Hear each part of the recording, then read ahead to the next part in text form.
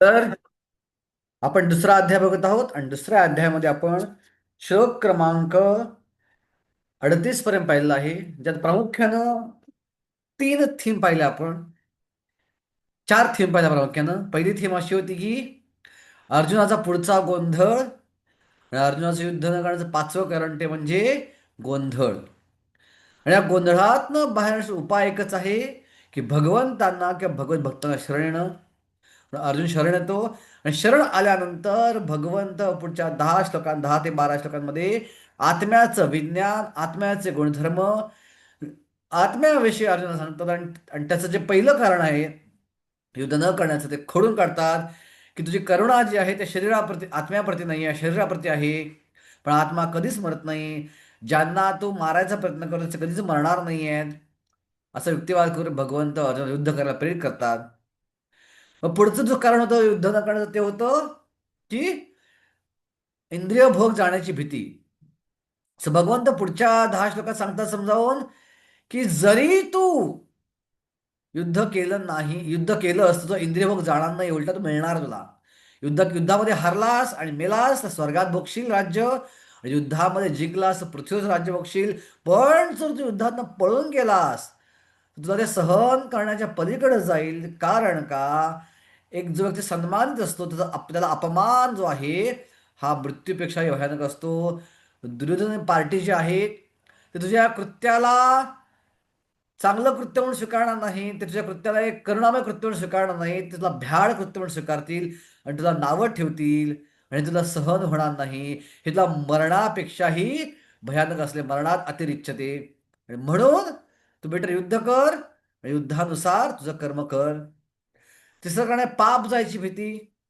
तर वर्णाश्रम धर्मानुसार जर तू युद्ध केलं नाहीस तर तुला पाप लागेल, असं भगवान सांगतात अर्जुनाला. आणि दुसरं की जर तू समान दृष्टिकोन ठेवून केला, सुख दुःख समय कृत्वा लाभ अलाभ जया जयो तस्माद युद्धायुंजस्व नैवम पाप्यम अवाप्ससी.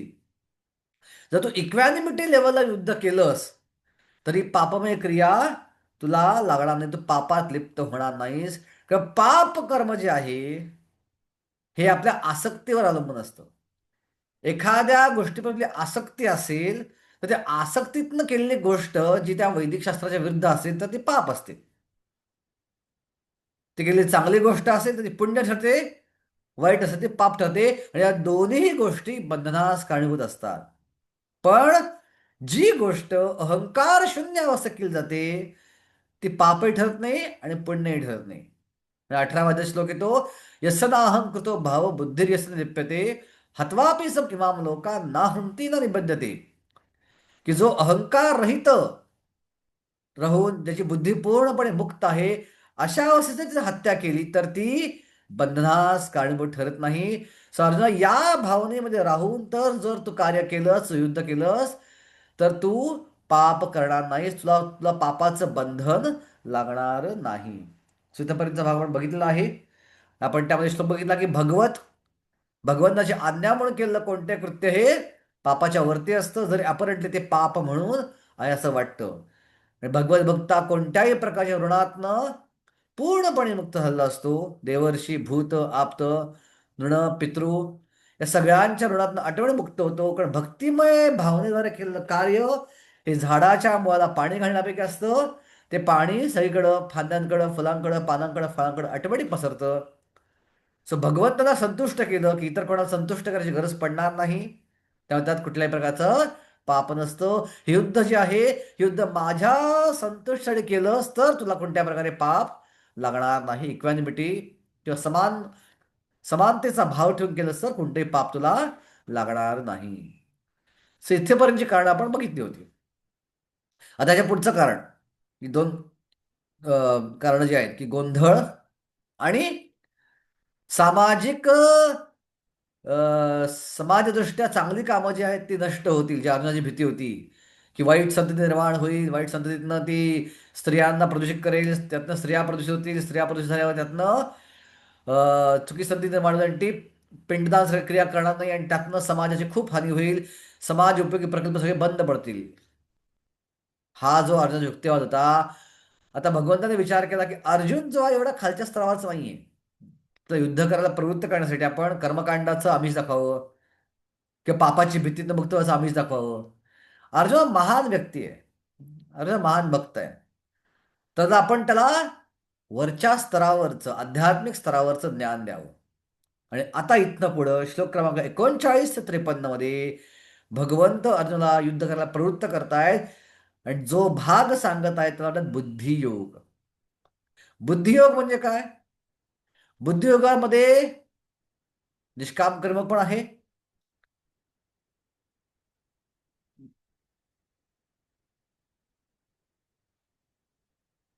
व्हिडिओ दिसत नाही का माझा? दिसतोय ना? दिसतोय प्रभूजी. Okay okay okay. एक कमेंट आली चॅट बॉक्समध्ये की मला व्हिडिओ दिसत नाही म्हणून. तुम्ही जरा परत व्हिडिओ बंद करून चालू करा किंवा परत रिजॉईन करा. ओके तुम्हाला व्हिडिओ दिसेल कदाचित. Okay okay. व्हिडिओ दिसतो पण म्हणजे तुमच्या हालचाली दिसत नव्हत्या, नुसताच फोटो दिसत होता. ओके ओके ओके ओके म्हणजे बोलताना जे हालचाली होतात ना त्या नव्हत्या दिसत, आता दिसायला लागले. ओके ओके ठीक आहे ठीक आहे. कधी कधी गोष्टी डिले होतात. ओके. तर हरे कृष्ण. आता जो भाग आपण पाहणार आहोत 39 ते 53 मध्ये, हा भाग आहे बुद्धियोगाचा भाग. सो बुद्धियोगाचा अर्थ काय आहे? बुद्धियोग म्हणजे असा योग जो आपल्याला कोणत्याही प्रकारच्या कर्मबंधनामध्ये अडकवून ठेवत नाही. सो त्याच्यामध्ये प्रामुख्यानं निष्काम कर्मयोग, त्यानंतर ज्ञानयोग, त्यानंतर अष्टांगयोग आणि भक्तियोग या चौघांचा समावेश होतो. सो बुद्धियोग म्हणजे कुठलाही प्रकारचा प्रमाणित योग, त्याला म्हणतात बुद्धियोग. या बुद्धियोगाच्या स्तरावरती भगवंत अर्जुनाला घेऊन त्या स्तरावरती त्याला ते युद्ध करायला सांगत आहेत. आपल्याला माहिती आहे की 4 योग आहेत प्रामुख्यानं: निष्काम कर्मयोग, अष्टांग योग, ज्ञानयोग आणि भक्तियोग. चौघामध्ये काय फरक आहे? तर निष्काम कर्मयोगामध्ये व्यक्तीची आसक्ती कर्माप्रती असते, पण कर्मफळाप्रती निरासक्त असतो. आपलं कर्मफळ तो भगवंतांना अर्पण करतो. पण निष्काम कर्मयोगाला योग्यता पाहिजे. ते कोणीही करू शकत नाही. कोणती योग्यता पाहिजे? आपला वर्ण कोणता आहे आणि आपला आश्रम कोणता आहे याचं परिपूर्ण ज्ञान प्रत्येक माणसाला पाहिजे.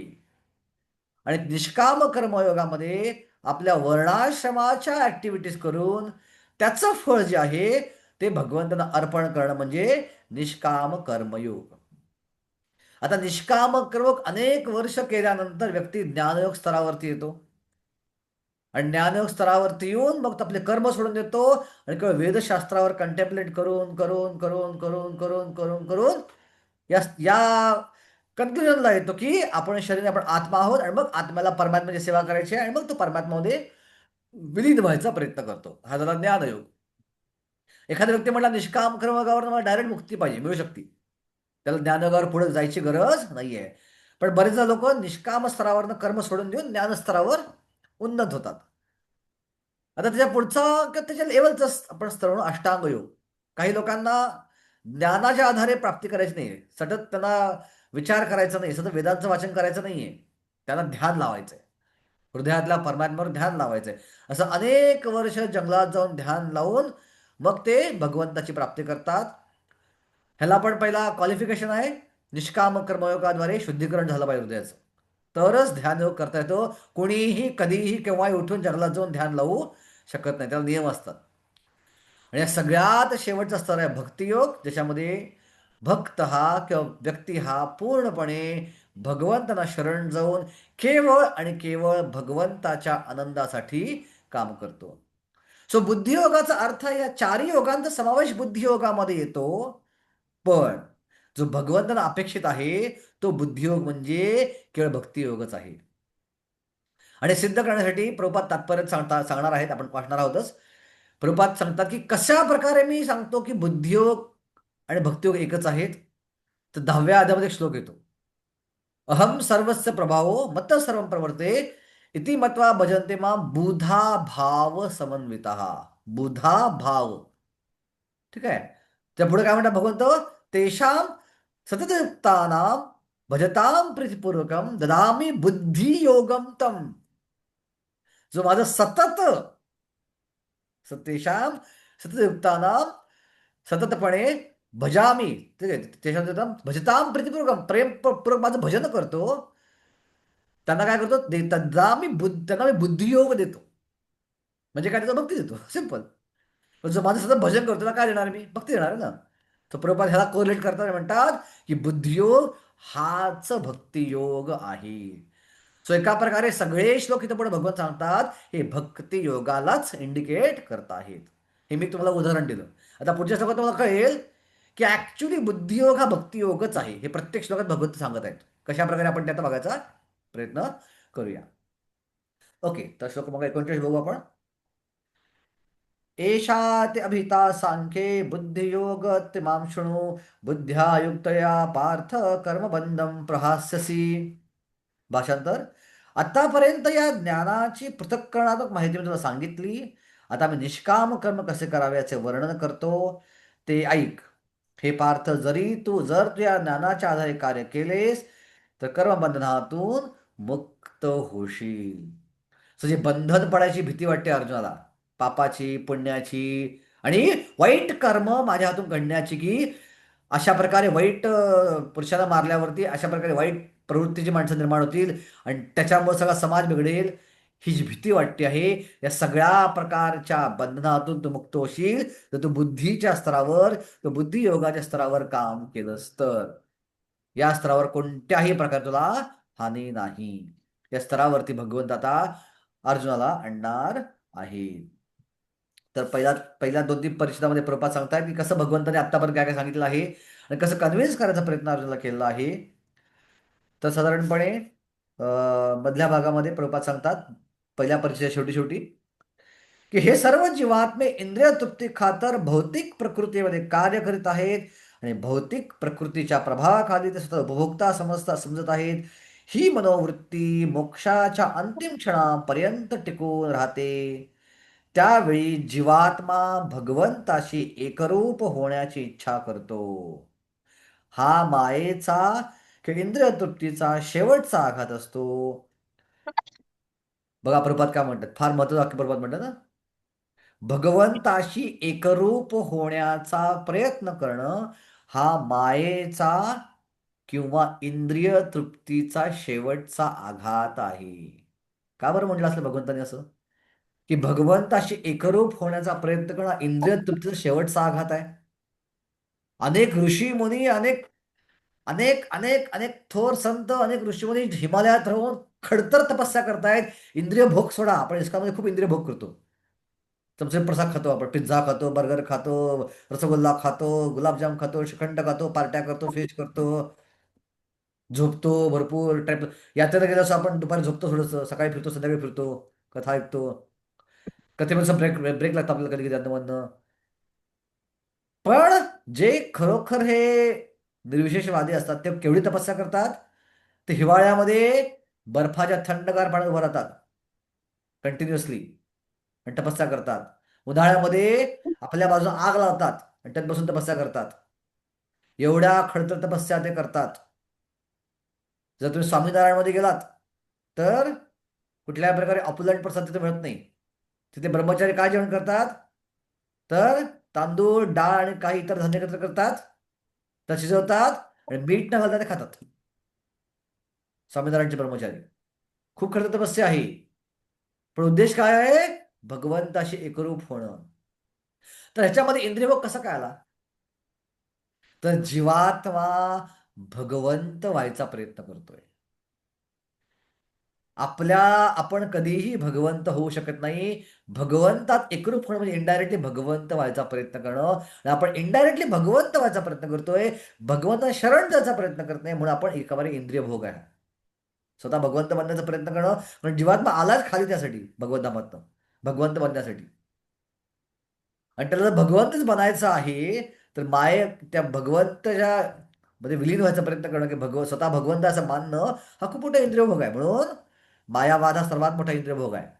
तर मायावादी कधीच मुक्ती प्राप्त करू शकत नाहीत, ते नरकात जातात. 9व्या अध्यायात म्हणले भगवंतांनी, मोह आशा मोह कर्माणो मोह ज्ञाना विचितसा राक्षसी मासुरीम चैव प्रकृती मोहिनिशिता.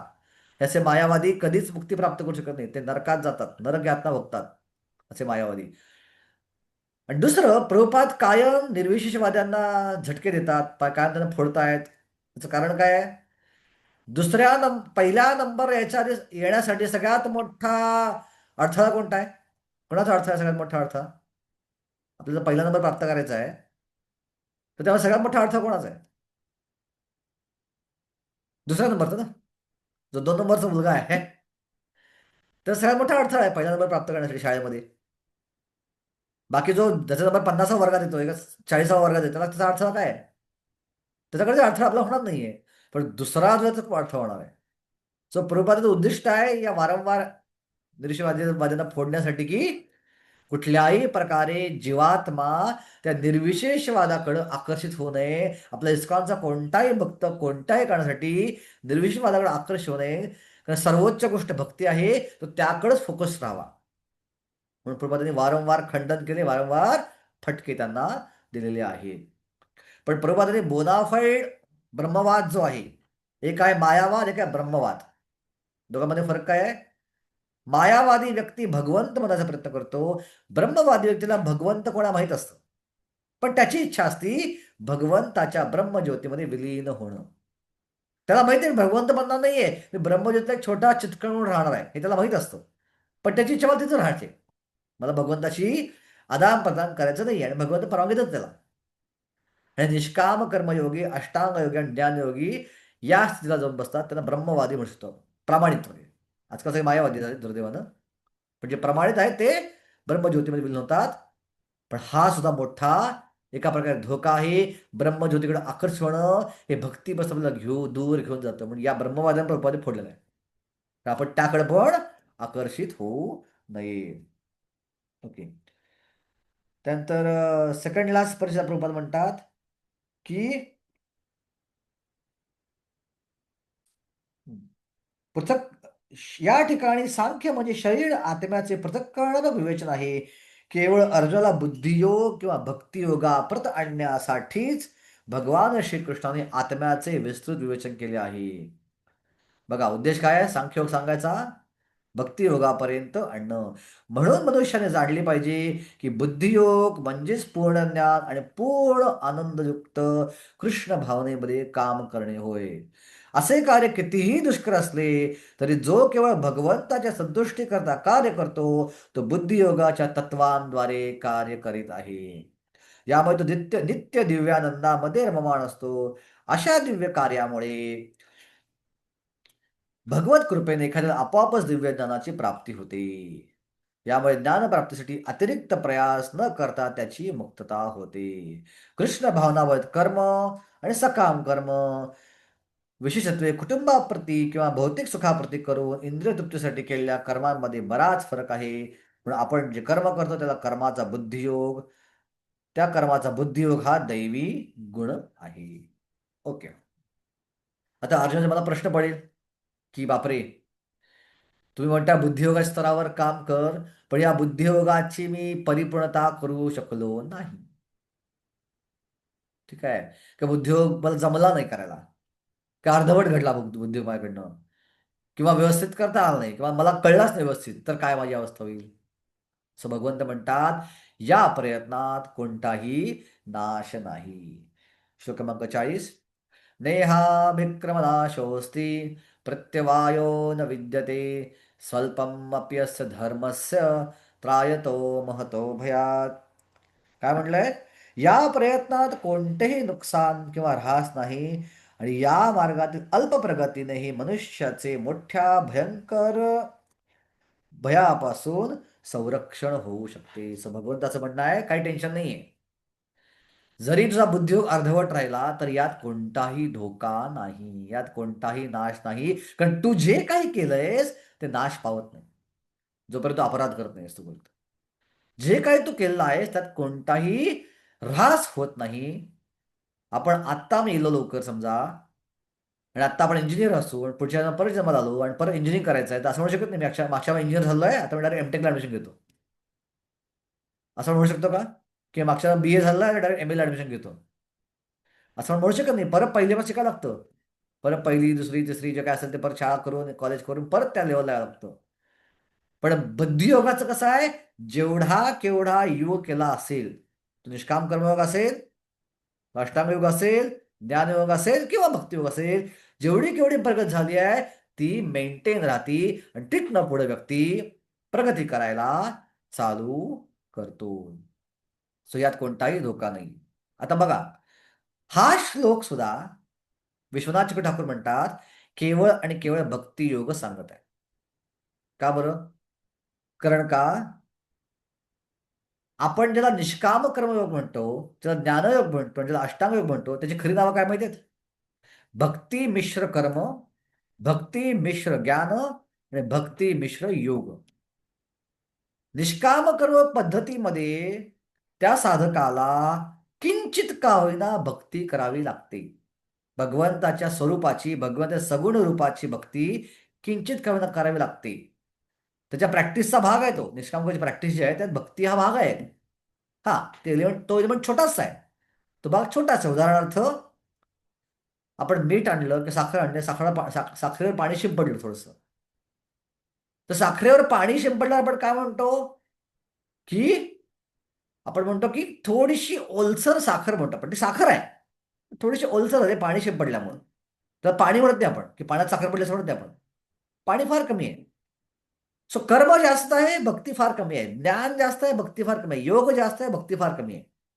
पण जर जर तो भक्तिमय भाग केला नाही, जर ती भक्ती केली नाही, तर असा कर्मयोगी मेला ज्यात त्यानं भक्ती केलेलीच नाहीये, तर त्या कर्मयोगाचं जी काय प्रगती आहे ती पुढे कंटिन्यू राहत नाही, ती नष्ट होते. त्याला परत पहिल्यावर चालू करायला लागतं. असा ज्ञानयोगी ज्यानं भक्तीच केली नाहीये, तो जर मेला अर्धवट आणि त्याचा पुढे जन्म घेतला त्यानं, तर त्यानं केलेली प्रगती कंटिन्यू राहत नाही. अशा अष्टांग योगाची जी काही प्रगती आहे ती कंटिन्यू राहत नाही जर त्यानं भक्ती एलिमेंट केला नसेल. आणि नुसतं प्रगती सोडून द्या, इव्हन पूर्णत्व प्राप्त करताना केवळ भक्ती एलिमेंटच आहे जो त्याला मुक्तीमध्ये घेऊन जातो. बाकी ज्ञान प्रक्रियेत त्याला सत्वगुणात आणेल, अष्टांग प्रक्रिया सत्वगुणामध्ये आणेल, पण भक्ती एलिमेंट जो वाचतो तोच छोटासा एलिमेंट जो आहे तो त्याला ठरण्यास कारणीभूत ठरतो. ती भक्ती त्याने केली नसेल तर त्याला परत खालच्या स्तरावर यावं लागतं. आणि 10व्या स्कंदात सांगितले हे देवतांनी, यंद अरविंदाक्ष विमुक्त मानिनाथ त्वयस्त भावात अविशुद्ध बुद्धया आरुह्य कृष्ण परम पदम पदो पतंत्य अदो अनाधृत युष्मदांग्रय. की असा व्यक्ती जरी विमुक्त अवस्थेमध्ये गेला, त्या लेवलपर्यंत गेला, त्याला परत खाली लागतं, कारण त्याने भगवंताच्या चरणाला नाकारलंय पूर्णपणे. सो त्यातला भक्ती एलिमेंटच पुढे घेऊन जातोय. आणि त्यामुळे ऍक्च्युली काय आहे, ऍक्च्युली हा श्लोक काय दाखवतोय, भक्तियोगच दाखवतोय. आणि भक्तियोगाला काही टेन्शन नाहीच आहे, त्याने जेवढी भक्ती केली ती तो पुढे घेऊन जाणारच आहे. सो बघा, हा बुद्धियोगच भक्तियोगाचंच इंडिकेशन इथं भगवंतांनी या श्लोकाच्या माध्यमातून केलेलं आहे. ओके. तर तात्पर्य प्रभुपाद खूप सुंदर श्लोक कोट करतात. भागवतमधला श्लोक आहे पहिल्या स्कंदातला. त्यक्त्वा स्वधर्मं शरणाम्भुजं हरेर् भजन्न पक्त्वोत पते ततो यदि यत्र क्वभद्रम् अभूत अमुष्य किं को वार्त आप्ता भजताम स्वधर्मता. काही लोक आपल्याला नावं ठेवतील, काय तुम्ही तुम्ही सगळे धर्म सोडून हरे कृष्ण करत बसलाय. कोणी सांगितलं करत असे उद्योग? हरे कृष्ण काय फायदा मिळणार आहे? आणि चुकून भक्ती सुटली तर काय अवस्था होईल? आम्ही ब्रह्मचर्य आश्रम जॉईन केला, आम्हाला घरचे म्हणते जर तुला वाटलं 2 वर्षांनी तुला झेपत नाही आश्रम, पण तू आश्रमात बाहेर आलास आणि नोकरी पण गेली, आश्रम पण गेला, आता तुझी अवस्था काय आहे? नारद उत्तरतात, काय फरक पडतो? त्यक्त्वा स्वधर्मम चरणांबुजमरे.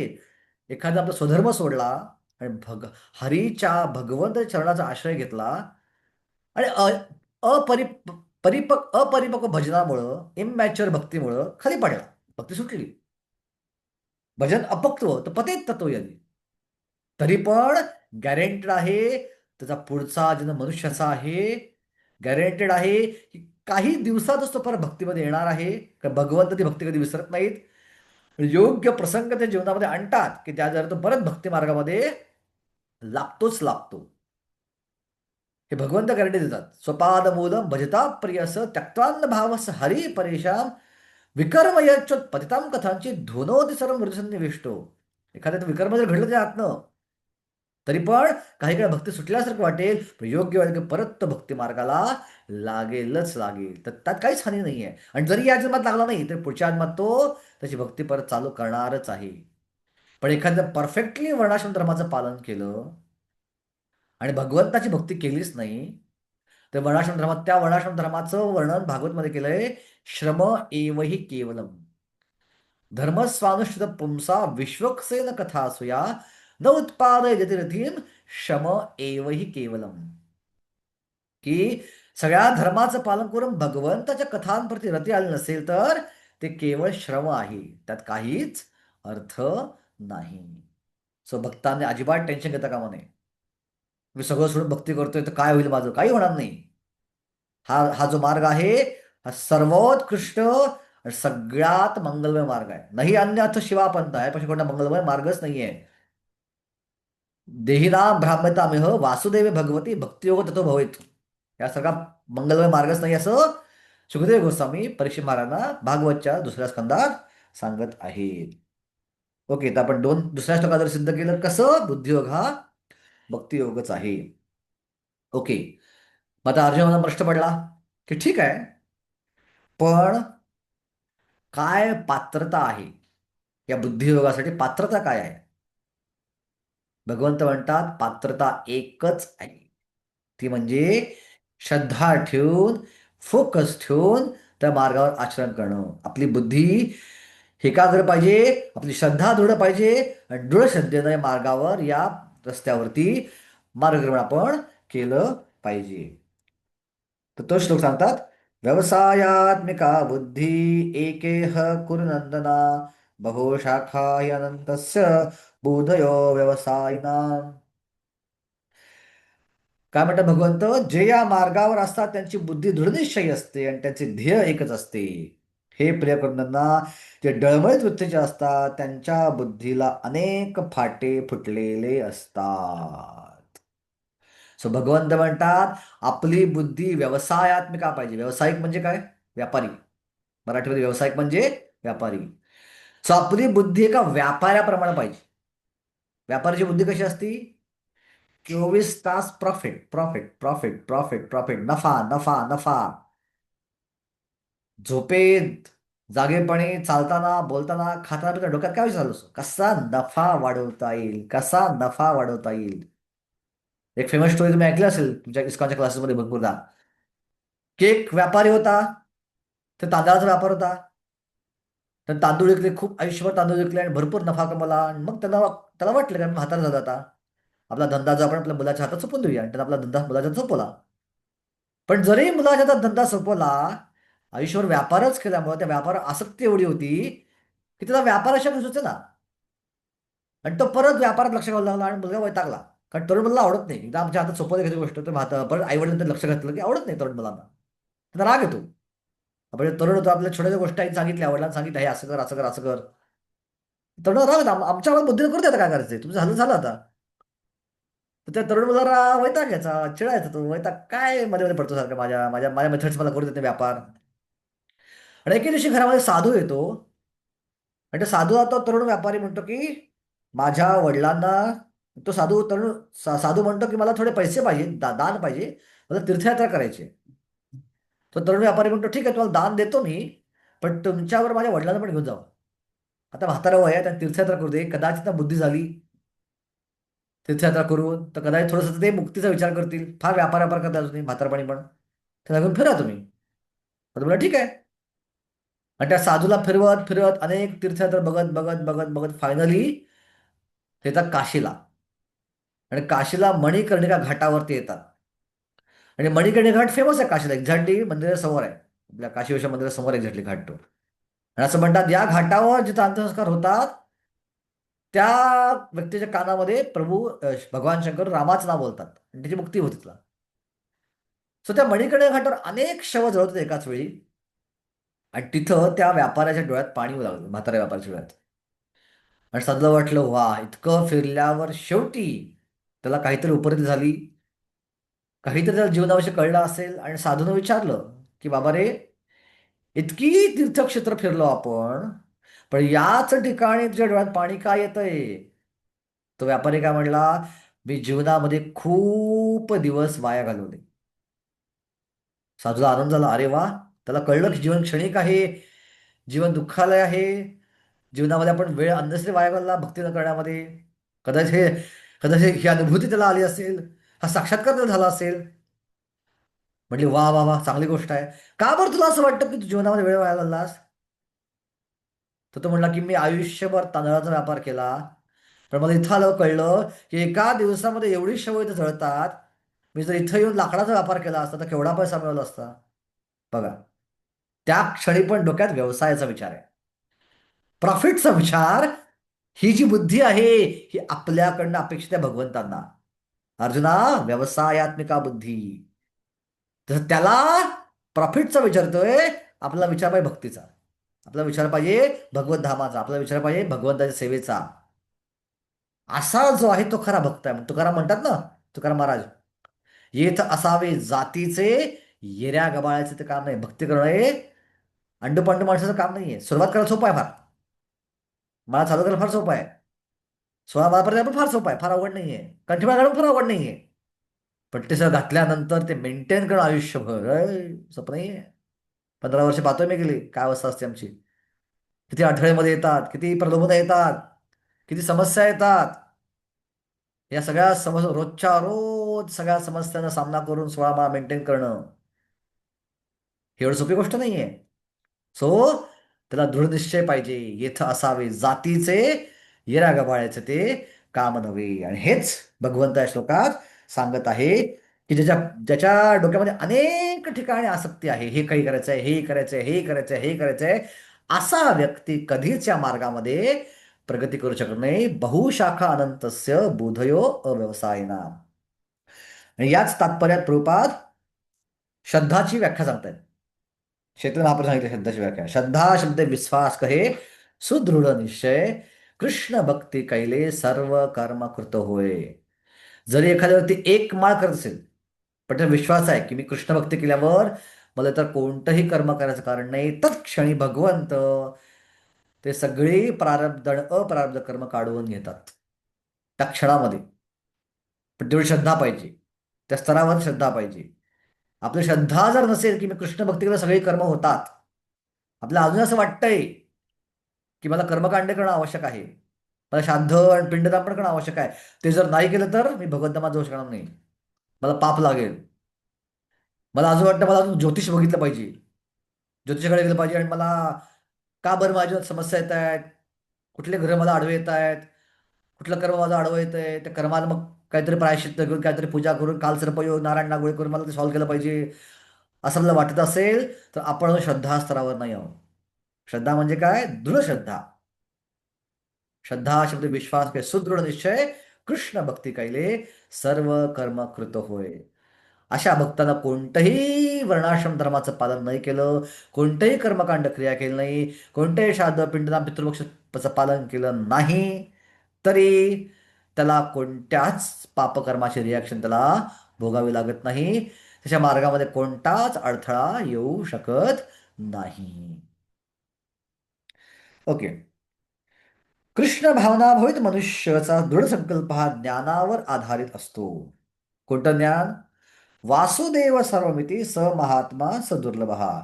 कृष्ण भावनामय व्यक्ती ही एक दुर्बळ महात्मा आहे, कारण ती पूर्णतया जाणते की वासुदेव किंवा श्रीकृष्ण हे अस्तित्वातील सर्व गोष्टींचे मूळ आहेत. ज्याप्रमाणे वृक्षाच्या मुळाशी पाणी घातल्यावर आपोआप सर्व पानांमध्ये आणि फांद्यांमध्ये पोचते, त्याचप्रमाणे कृष्ण भावनायुक्त कार्य केल्याने मनुष्य स्वतःचे कुटुंब, समाज, राष्ट्र, मानवता इत्यादीची सर्वोत्कृष्ट सेवा करू शकतो. एखाद्याच्या कर्मामुळे जर श्रीकृष्ण संतुष्ट झाले तर सर्वजण संतुष्ट होऊ शकतील. हा जो श्लोक आहे, हा श्लोक ज्या प्रभुपादांनी वाचला आणि त्याच्याची कमेंट्री वाचली विश्वनाथ ठाकूरांच्या, त्या क्षणी ठरवलं की हा, काय वाटेल ते झालं तरी मी भक्ती सिद्धांत सुरेश ठाकूर दिलेल्या सूचनेपासून दूर जाणार नाही, त्यात दृढ राहणार. आणि कितीही समस्या असल्या तरी मी प्रचार करायचा पाशा देशाचा प्रयत्न करणार. या श्लोकाच्या ताकदीच्या आधारावर प्रभुपाद प्रचार करत होते की नाही, मी सोडणार नाही, मी सोडणार नाही, मी सोडणार नाही, दृढ राहणार, दृढ राहणार, दृढ राहणार, मेलो तरी बेहत्तर, पण माझी व्यावसायिक बुद्धी मी सोडणार नाही. तथापि कृष्ण भावनायुक्त सेवा ही आध्यात्मिक गुरुच्या योग्य मार्गदर्शनाखाली उत्तम होऊ शकते. सो शरण जाणं म्हणजे काय? आध्यात्मिक गुरुवर श्रद्धा ठेवणं, आध्यात्मिक गुरुला शरण जाणं. सो भगवंताची डायरेक्ट सेवा आपण करू शकत नाही. भगवंताची डायरेक्ट सेवा गुरुच्या माध्यमातून आपल्याला करता येते. जसं भगवंत पॉवर हाऊस प्रमाणे आहेत. पॉवर हाऊस ची निघालेली वायर डायरेक्टली आपल्या घरामध्ये आणता येत नाही, 11 किलो वोल्टची. आपल्या घरातले सगळे उपकरण जळून जातील. तुला स्टेप डाऊन करून आणावं लागतं ट्रान्सफॉर्मरद्वारे. सो डायरेक्टली आपण जर करायला गेलो भगवंताची सेवा, तर ते आपण जळून जाऊ त्या पॉवरमुळे. भगवंताची पॉवर अप्रतिम आहे, अगणित आहे.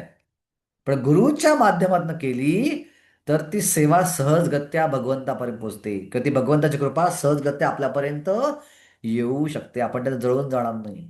का गुरु बऱ्याच गोष्टी डायल्यूट करतो आणि आपल्यापर्यंत पोहोचवतो, जेव्हा आपण ते सहजगत्या स्वीकारू शकू.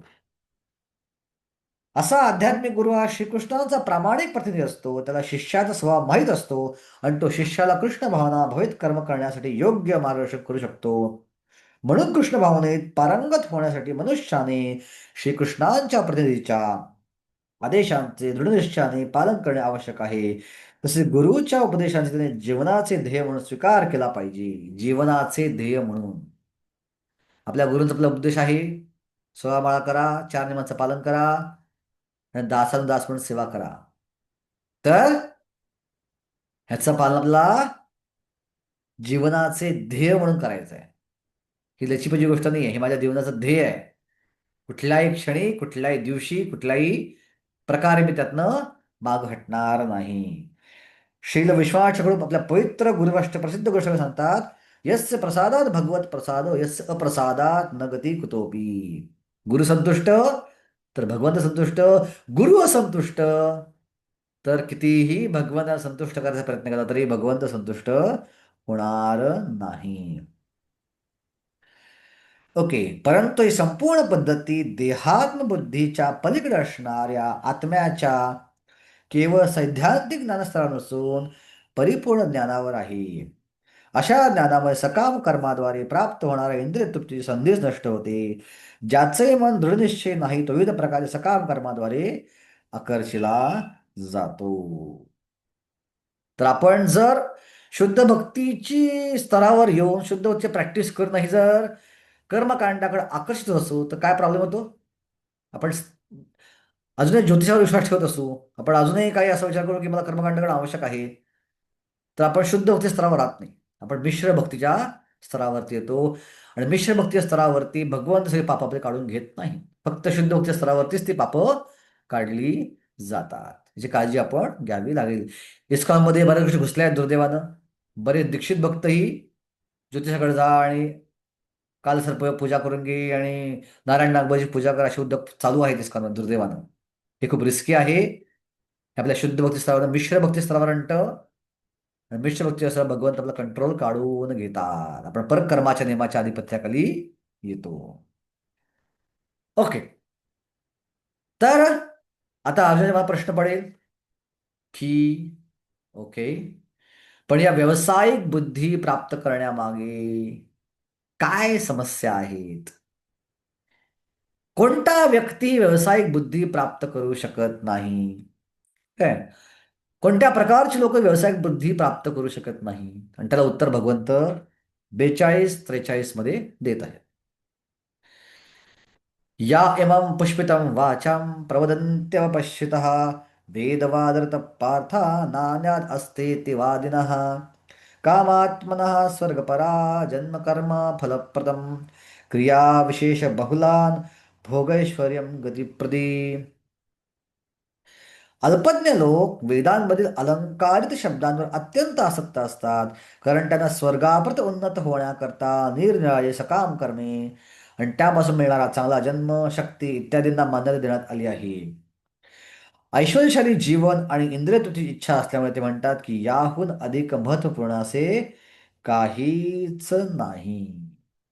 सो दुर्दैवानं काय होतं, जी धार्मिक लोक आहेत सो कॉल्ड, वेदांमधला 90% भाग हा कर्मकांड आहे आणि 10% भाग हा अध्यात्मकांड आहे आणि त्या अध्यात्मकांडात फारच थोडा भाग भक्तिकांड आहे.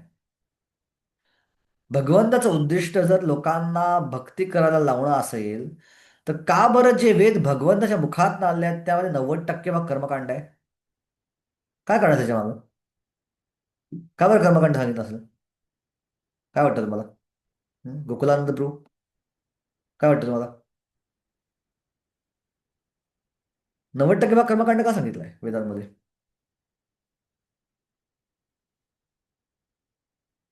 हम्म.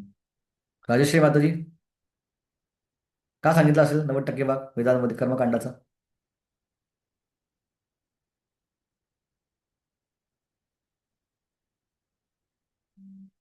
अनम्यूट करून बोला.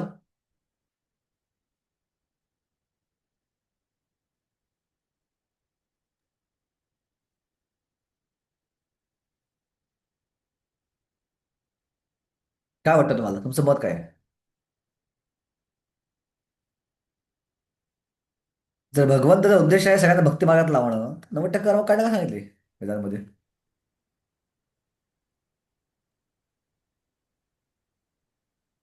ऐश्वर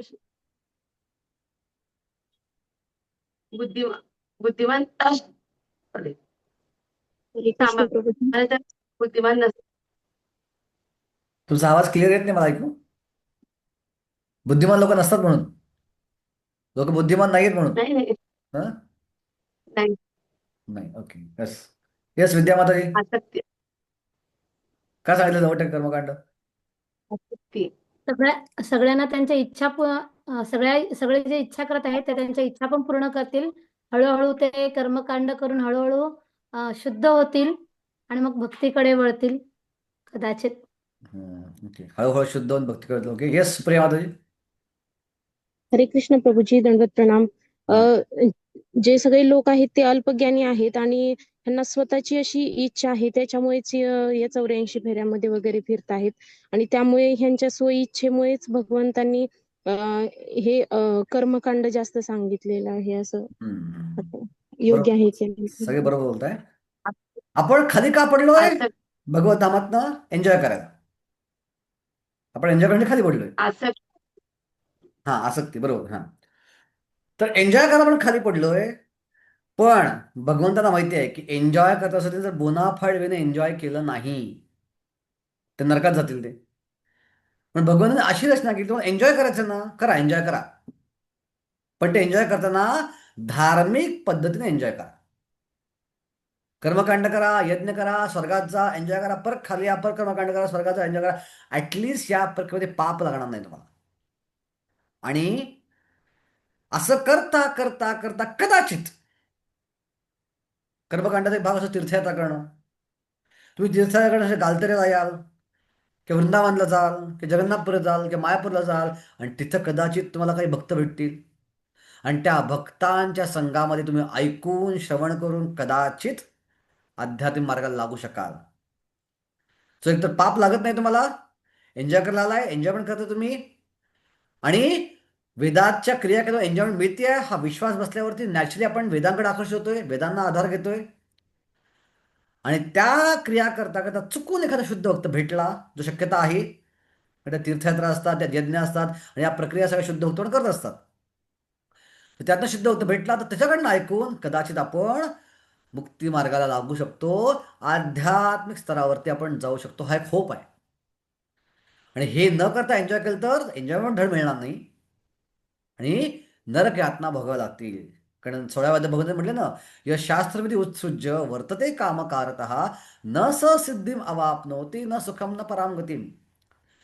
तो शास्त्राच्या नियमाच्या विरुद्ध जाऊन कर्मकांड का जो एन्जॉय करायला बघतो त्याला कधीच सुख, या जगातही सुख मिळत नाही आणि पुढच्या जगातही सुख मिळत नाही. आज लोक एवढे पैसे कमवत आहेत सॉफ्टवेअर कंपनीमध्ये, पण का बरं त्यांच्या जीवनात सुख नाहीये? का बरं? ते काय वैतागलेले आहेत, फ्रस्ट्रेट आहेत, दुःखी आहेत? कारण ते पैसा प्रॉपर कर्मकांड न करता करतायत, देवतांना संतुष्ट न करता ते पैसा मिळवत आहेत. पूर्वी लोक पैसा मिळवायचे, ऍटलिस्ट त्या देवतांना संतुष्ट करायचे यज्ञ कर्म करून. तर पुण्य असायचं त्यामध्ये आणि ते पुण्य असल्यामुळे त्या पुण्यात काही काळ एन्जॉय करता यायचं. आजकाल काय आहे, सगळाच पैसा पापाद्वारे मिळतोय. आणि पापाद्वारे मिळालेला पैसा या जन्मात सुख देऊ शकत नाही. तर ज्यांचे पगार 2-2 लाख आहेत महिन्याला, 3-3 लाख महिन्याला आहेत, त्यांचे चेहरे पडलेले असतात, ते निराश असतात, ते फ्रस्ट्रेट असतात, कारण त्या पैशात खूप पाप असतं. मी पाहिले HSBC ग्लोबल जॉब करायचो मी. माझा कलिग होता जो महिन्याला 1.5 लाख कमवत त्या काळात. 2008 सालची घटना ही. 16 वर्षापूर्वी, हां 16 वर्षापूर्वीची घटना आहे. 16 नाही, सॉरी, 18 वर्षापूर्वीची घटना आहे. 18 वर्षापूर्वी तू 1.5 लाख रुपये महिन्याला कमवायचा. माझा पगार 20,000 होता. मी न्यू फ्रेशर होतो तिथं. पण ज्यावेळी पार्किंगला 10 रुपये द्यायची वेळ यायची, तिचा चेहरा पडायचा. मी तुला विचारलं, मी अरे 10 रुपये तर पार्किंग द्यायचे आहेत, एवढं ते निराश व्हायचं कारण काय आहे? मी देतो पार्किंगला पैसे 10 रुपये, माझ्याकडे आहेत. तो नाही नाही नाही, तसं नाही आहे. जरी 1.5 लाख पगार आहे महिन्याला माझा, तरी पण 60,000 रुपये हप्त्यात जातात केवळ घराच्या. मुलाची फी, इंटरशाळेत मला घातले, मुलाची फी जाती महिन्याला 20,000. पहिली का दुसरीच्या मुलाची फी 20,000 महिन्याला. अशा शाळा पण आहेत ज्यांच्या फी 7-7 लाख आहेत हो वर्षाला. 6वी-7वीची मुलं आमच्याकडे आली होती काही. मुंबईच्या शाळा आहेत, 7 लाख इयत्ता 7वीची वर्षाला फी आहे. माझं आयुष्यभर शिक्षण पण 50,000च्या आत झालं सगळं. 7 लाख वर्षाची फी आहे. अशी मुलं आहेत, अशी शाळा आहेत. तर त्यात फी सगळा पैसा जातो. आणि हार्डली माझ्या हातात सेव्हिंगमध्ये 4-5 हजार पण उरत नाहीत. तर मी खूप निराश आहे. बघा का होतं असं सगळं? का पैसा पापांना कमवलाय, चुकीच्या इच्छा निर्माण होतात. चुकीच्या इच्छा निर्माण झाल्यामुळं चुकीच्या प्रकारे पैसा खर्च केला जातो आणि त्यांना काहीच समाधान मिळत नाही. बरेच लोक पैसा कमवतात भरपूर आणि सगळा पैसा मेडिकलमध्ये घालतात. कधी कर्मकांड करत नाहीत. म्हणून वेदामध्ये 90% कर्मकांड सांगितलं की ना, हे करता होऊ शकेल. पण दुर्दैव काय आहे, की मूर्ख लोकांना कळत नाही.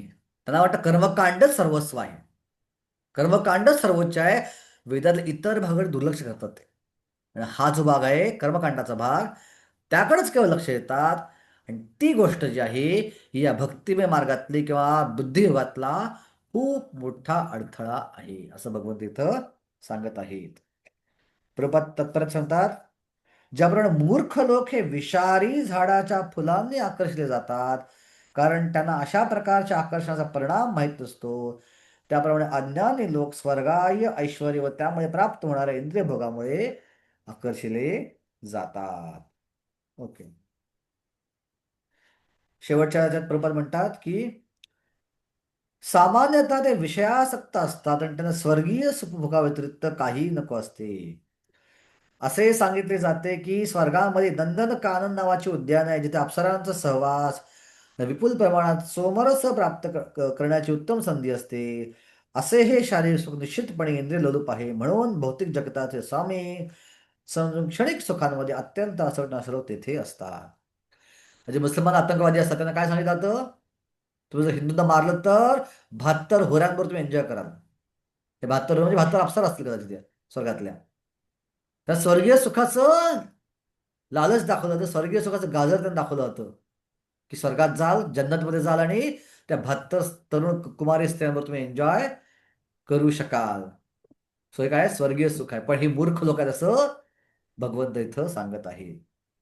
ओके. का बरं असं आहे? अर्जुन विचारेल, कर्मकांडात प्रॉब्लेम काय आहे? कर्मकांड केलं काय समस्या येईल? कर्मकांड केल्यानं व्यावसायिक बुद्धी राहत नाही. भोग ऐश्वर्य प्रसक्तानां तया अपहृत चेतसा व्यवसायात्मिका बुद्धी समाधोना विधीयते. जे लोक इंद्रियाप्रती आणि भौतिक आशात अत्यंत आसक्त झाले आहेत आणि या गोष्टी म्हणजे मोहग्रस्त झालेले आहेत, त्यांच्या मनामध्ये भगवंताच्या भक्तिपूर्ण सेवेचा दृढ निश्चय होऊ शकत नाही. तिथे जास्त भोग आहेत, तिथे भक्ती करायची इच्छा निर्माण होत नाही. कोणती म्हणे काय प्रार्थना करते भगवंताकडे, माझ्या जीवनात सगळ्यात मोठे अडथळे काय आहेत? ठीक आहे, ती म्हणते जन्म ऐश्वर्य श्रुतश्रीभिर एधमान मनप्पमान दैवाहर्त अभिधातुम वै त्वाम अकिंचन गोचर. भक्तिमार्गात अडथळे कोणते? जन्म, चांगला जन्म मिळणं अडथळा आहे, कारण त्याप्रती आसक्ती असते. मी ब्राह्मण आहे, मी क्षत्रिय आहे, मी ओबीसी आहे, मी कुणबी आहे, मी काय बाहेर जाते सगळ्या त्या आपल्या जातीप्रती आसक्ती असते. जाती म्हणजे काय? जी कधी जात नाही. लढत जाती, जात ही अशी गोष्ट जी कधीच जात नाही, त्याच्यावरची आसक्ती कधीच जात नाही. 2026 उजाडलं तरी पण भारतातला जातीयवाद संपलेला नाही. जातीप्रती प्रचंड आसक्ती असते. ऑस्ट्रेलियामध्ये काही हिंदू लोक राहायला गेली होती, सेटल लोक, आणि त्यातल्या एका हिंदू मुलानं एका मुलीवर लफडं केलं आणि त्या लफड्यामध्ये ती मुलगी प्रेग्नंट राहिली लग्नाच्या आधीच. घरी कोणाला कळलं पण नाही. शारीरिक संबंध ठेवले, ती प्रेग्नंट राहिली आणि प्रेग्नंटला कळलं की अरे अशी प्रेग्नंट राहिली आहे, आता त्या मुलाशी लग्न केलं पाहिजे. आणि दोन्ही कुटुंब एकत्र आली. आणि दोन्ही कुटुंब एकत्र आल्यावर काय झालं, नवऱ्या मुलाचा बाप म्हणला हे लग्न होऊ शकत नाही. म्हणजे का? आम्ही ब्राह्मण आहोत आणि ते खालच्या जातीचे आहेत. देवावर महाराज म्हणाले की ब्राह्मण जर तू असशील खरोखर, तर ब्राह्मण कधी अवैध संपर्क ठेवत नाही. व्यभिचार कधी ब्राह्मण करत नाही. ज्या अर्थाने व्यभिचार केलाय, ती पोरी प्रेग्नंट झाली आहे, हे ब्राह्मणाचं लक्षण नाही आहे. चुपचाप लग्न करून द्या त्या पोरीशी. पण बघा असत्य किती आहे. आपल्या पोरानं व्यभिचार केलाय, आपल्या पोरानं अवैध संघ केलाय, जे ब्राह्मणाला शिकवण्याच्या खूपच खालच्या स्तरावरचा आहे. ब्राह्मण म्हणजे काय? चमो दमो तपस शौचम शांती आर्जव यमच ज्ञान विज्ञान आस्तिक्यम ब्रह्मकर्म समाहितम, हे ब्राह्मणाचे गुण आहेत. दम म्हणजे इंद्रिय संयम, शम मनावर संयम, दम म्हणजे इंद्रिय संयम. ह्याचा इंद्रिय संयम नाही, हा कसा ब्राह्मण आला? पण तरी पण नाही नाही नाही, आमची वरच्या हातीतली, तो खालच्या हातीतला. ही आसक्ती जात नाही. तर जन्म, ऐश्वर्य, पैशाप्रती आसक्ती. देवता स्वर्गातल्या प्रार्थना करतायत भगवंताकडं, आम्हाला भारतामध्ये जन्म मिळू दे, आम्हाला भारतवर्षाला पृथ्वीवर जन्म मिळू दे. का बरं स्वर्गातला जन्म सोडून पृथ्वीवर जन्माचा प्रयत्न करतायत? तरी तर प्रार्थना करतो 5व्या स्कंदामध्ये, किम दुष्कृतीना कर्तुभिस्तपोवर्ते दानादिभिर्ना दुजयेन फाल्गुना न यत्र नारायण पाद पंकजम स्मृतिर्प्रमुष्ठो अतिशेंद्रिय उत्सवात. आम्ही अजिबात नारायणांच्या चरणकमळांचा आश्रय घेऊ शकत नाही, कारण आमच्याकडे अति इंद्रिय उत्सव आहे, अतिशय इंद्रिय उत्सवात. पण पृथ्वीवरची माणसं जी आहेत, भारतवर्षातली माणसं जी आहेत, ती अनेक समस्यांचा सामना करत असतात. आणि अनेक समस्यांचा सामना करत असल्यामुळे सहजगत्या ते भगवंताचा आश्रय घेऊन भक्ती करू शकतात आणि भक्ती करून भगवत धामात जाऊ शकतात. पण आम्हाला ते शक्य होत नाही इथं. बघा, स्वर्गातल्या देवता इथे याचा प्रयत्न करतायत भक्ती करण्यासाठी. आपण काय करतोय? विचार करतोय स्वर्गात जाऊया, एन्जॉय करायचे अप्सरा. हे आपलं दुर्दैव आहे ऍक्च्युली.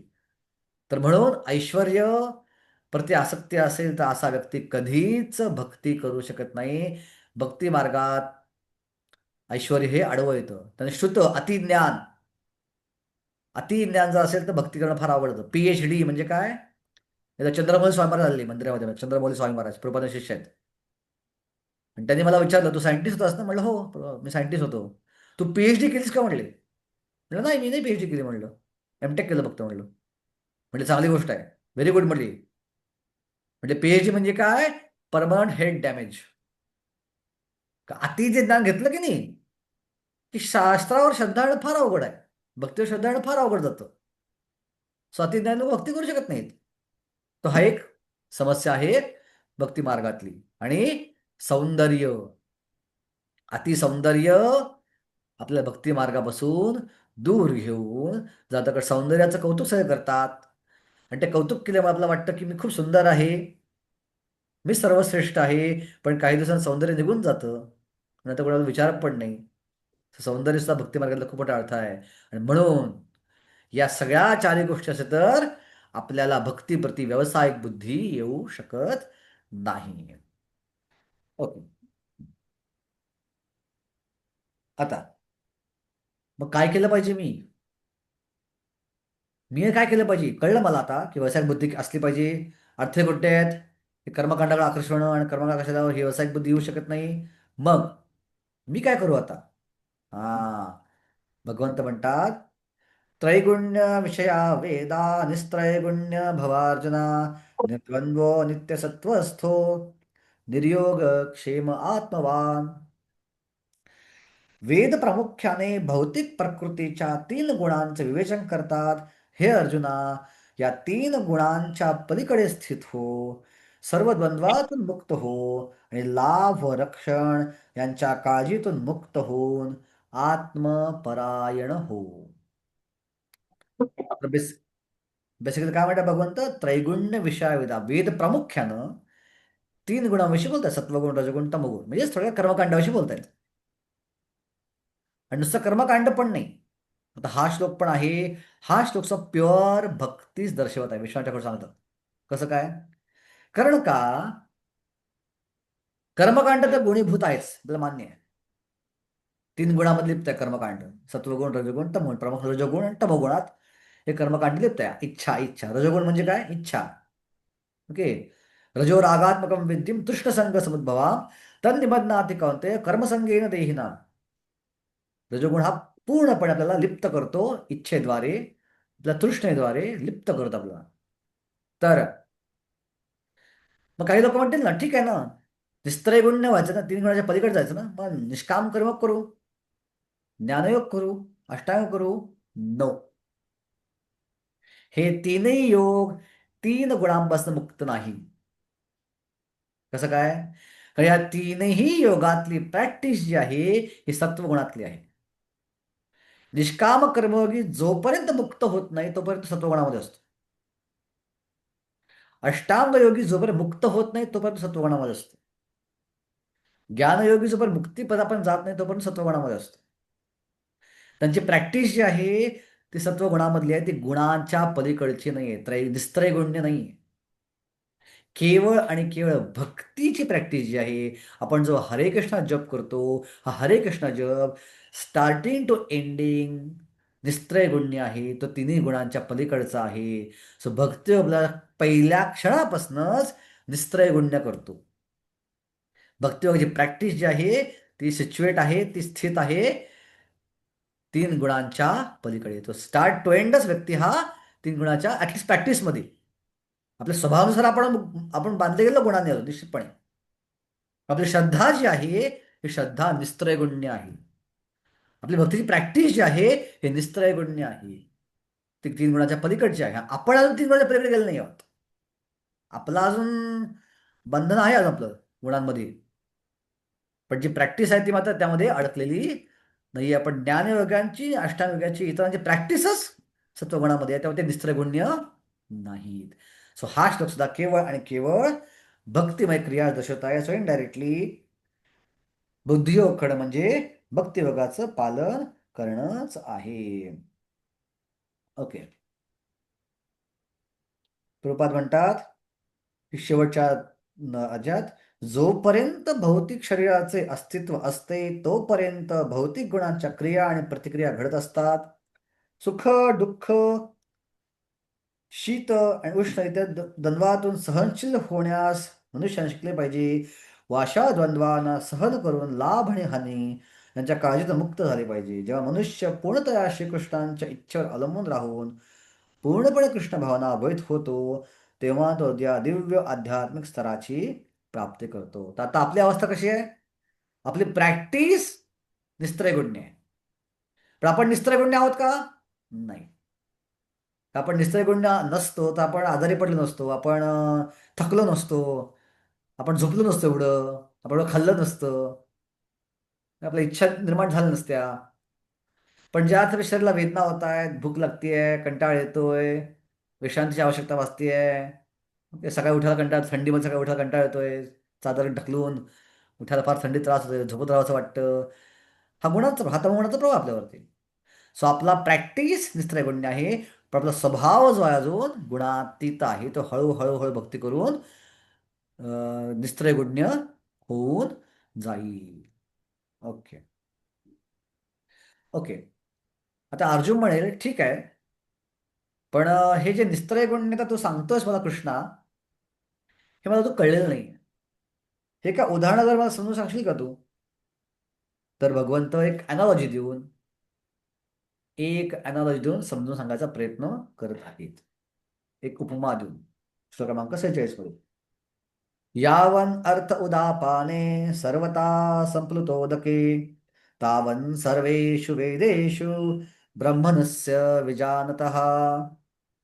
काय सांगतो भगवंत? लहान विहिरीद्वारे होणारी सर्व कार्ये मोठ्या जलाशयाकडून त्वरित होऊ शकतात.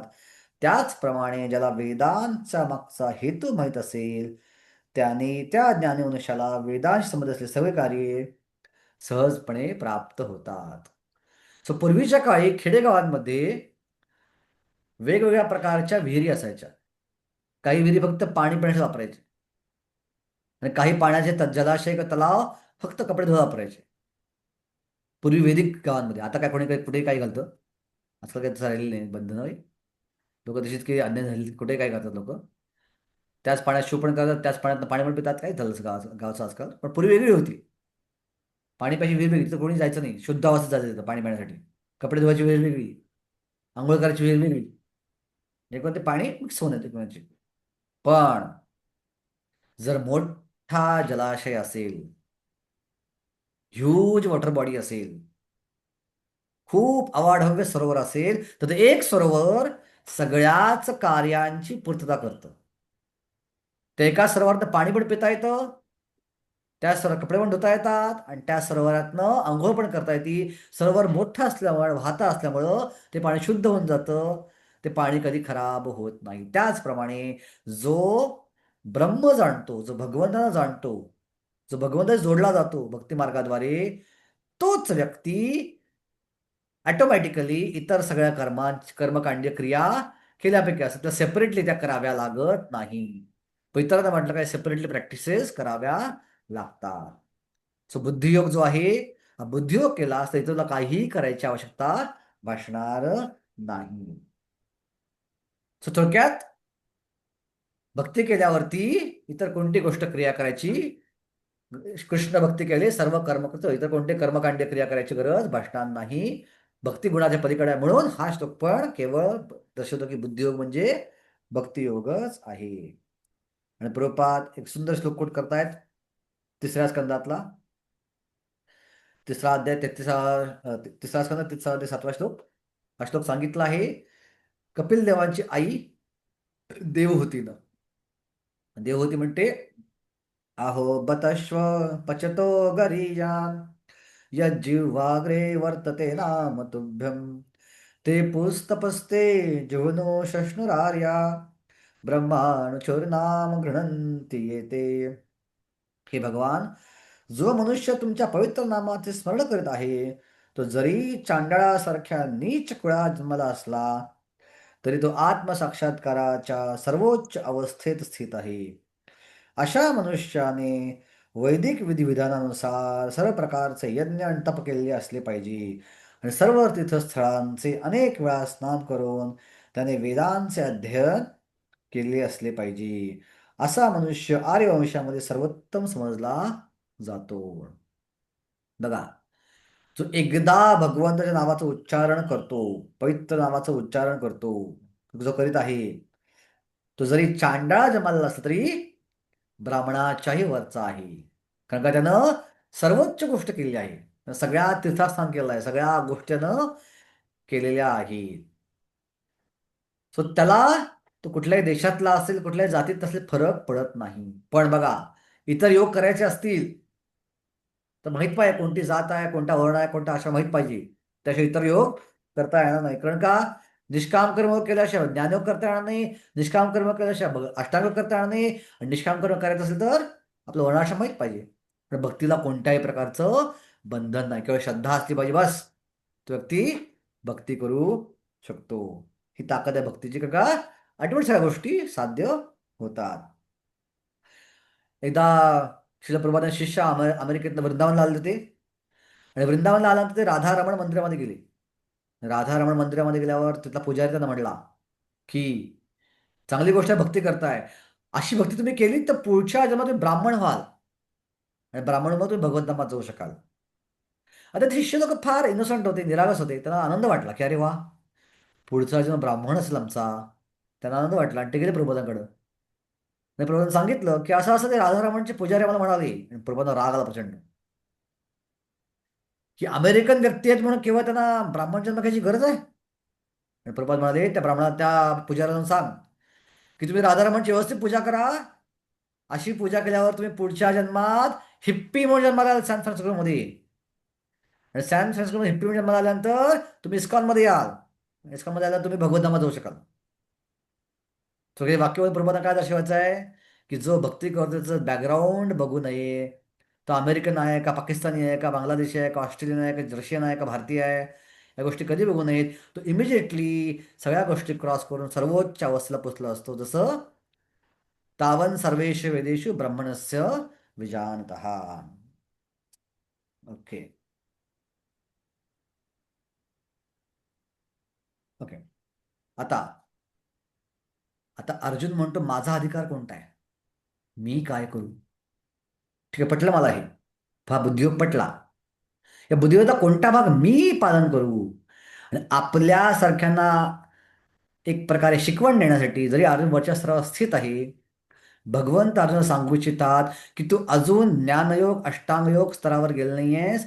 आता तुझ्यासाठी बुद्धियोगाचा अर्थ आहे कर्मयोग किंवा निष्काम कर्मयोग. तू काय कर आता, निष्काम भावनेनं कर्म कर. तुझं युद्ध करायचं कर्म निष्काम भावनेनं करायचा प्रयत्न तू कर. आणि गीतेमधला फेमस श्लोक, कर्मण्येवाधिकारस्ते मा फलेषु कदाचन मा कर्मफल हेतोर्भोर मा ते संगोस्त्व कर्मणी.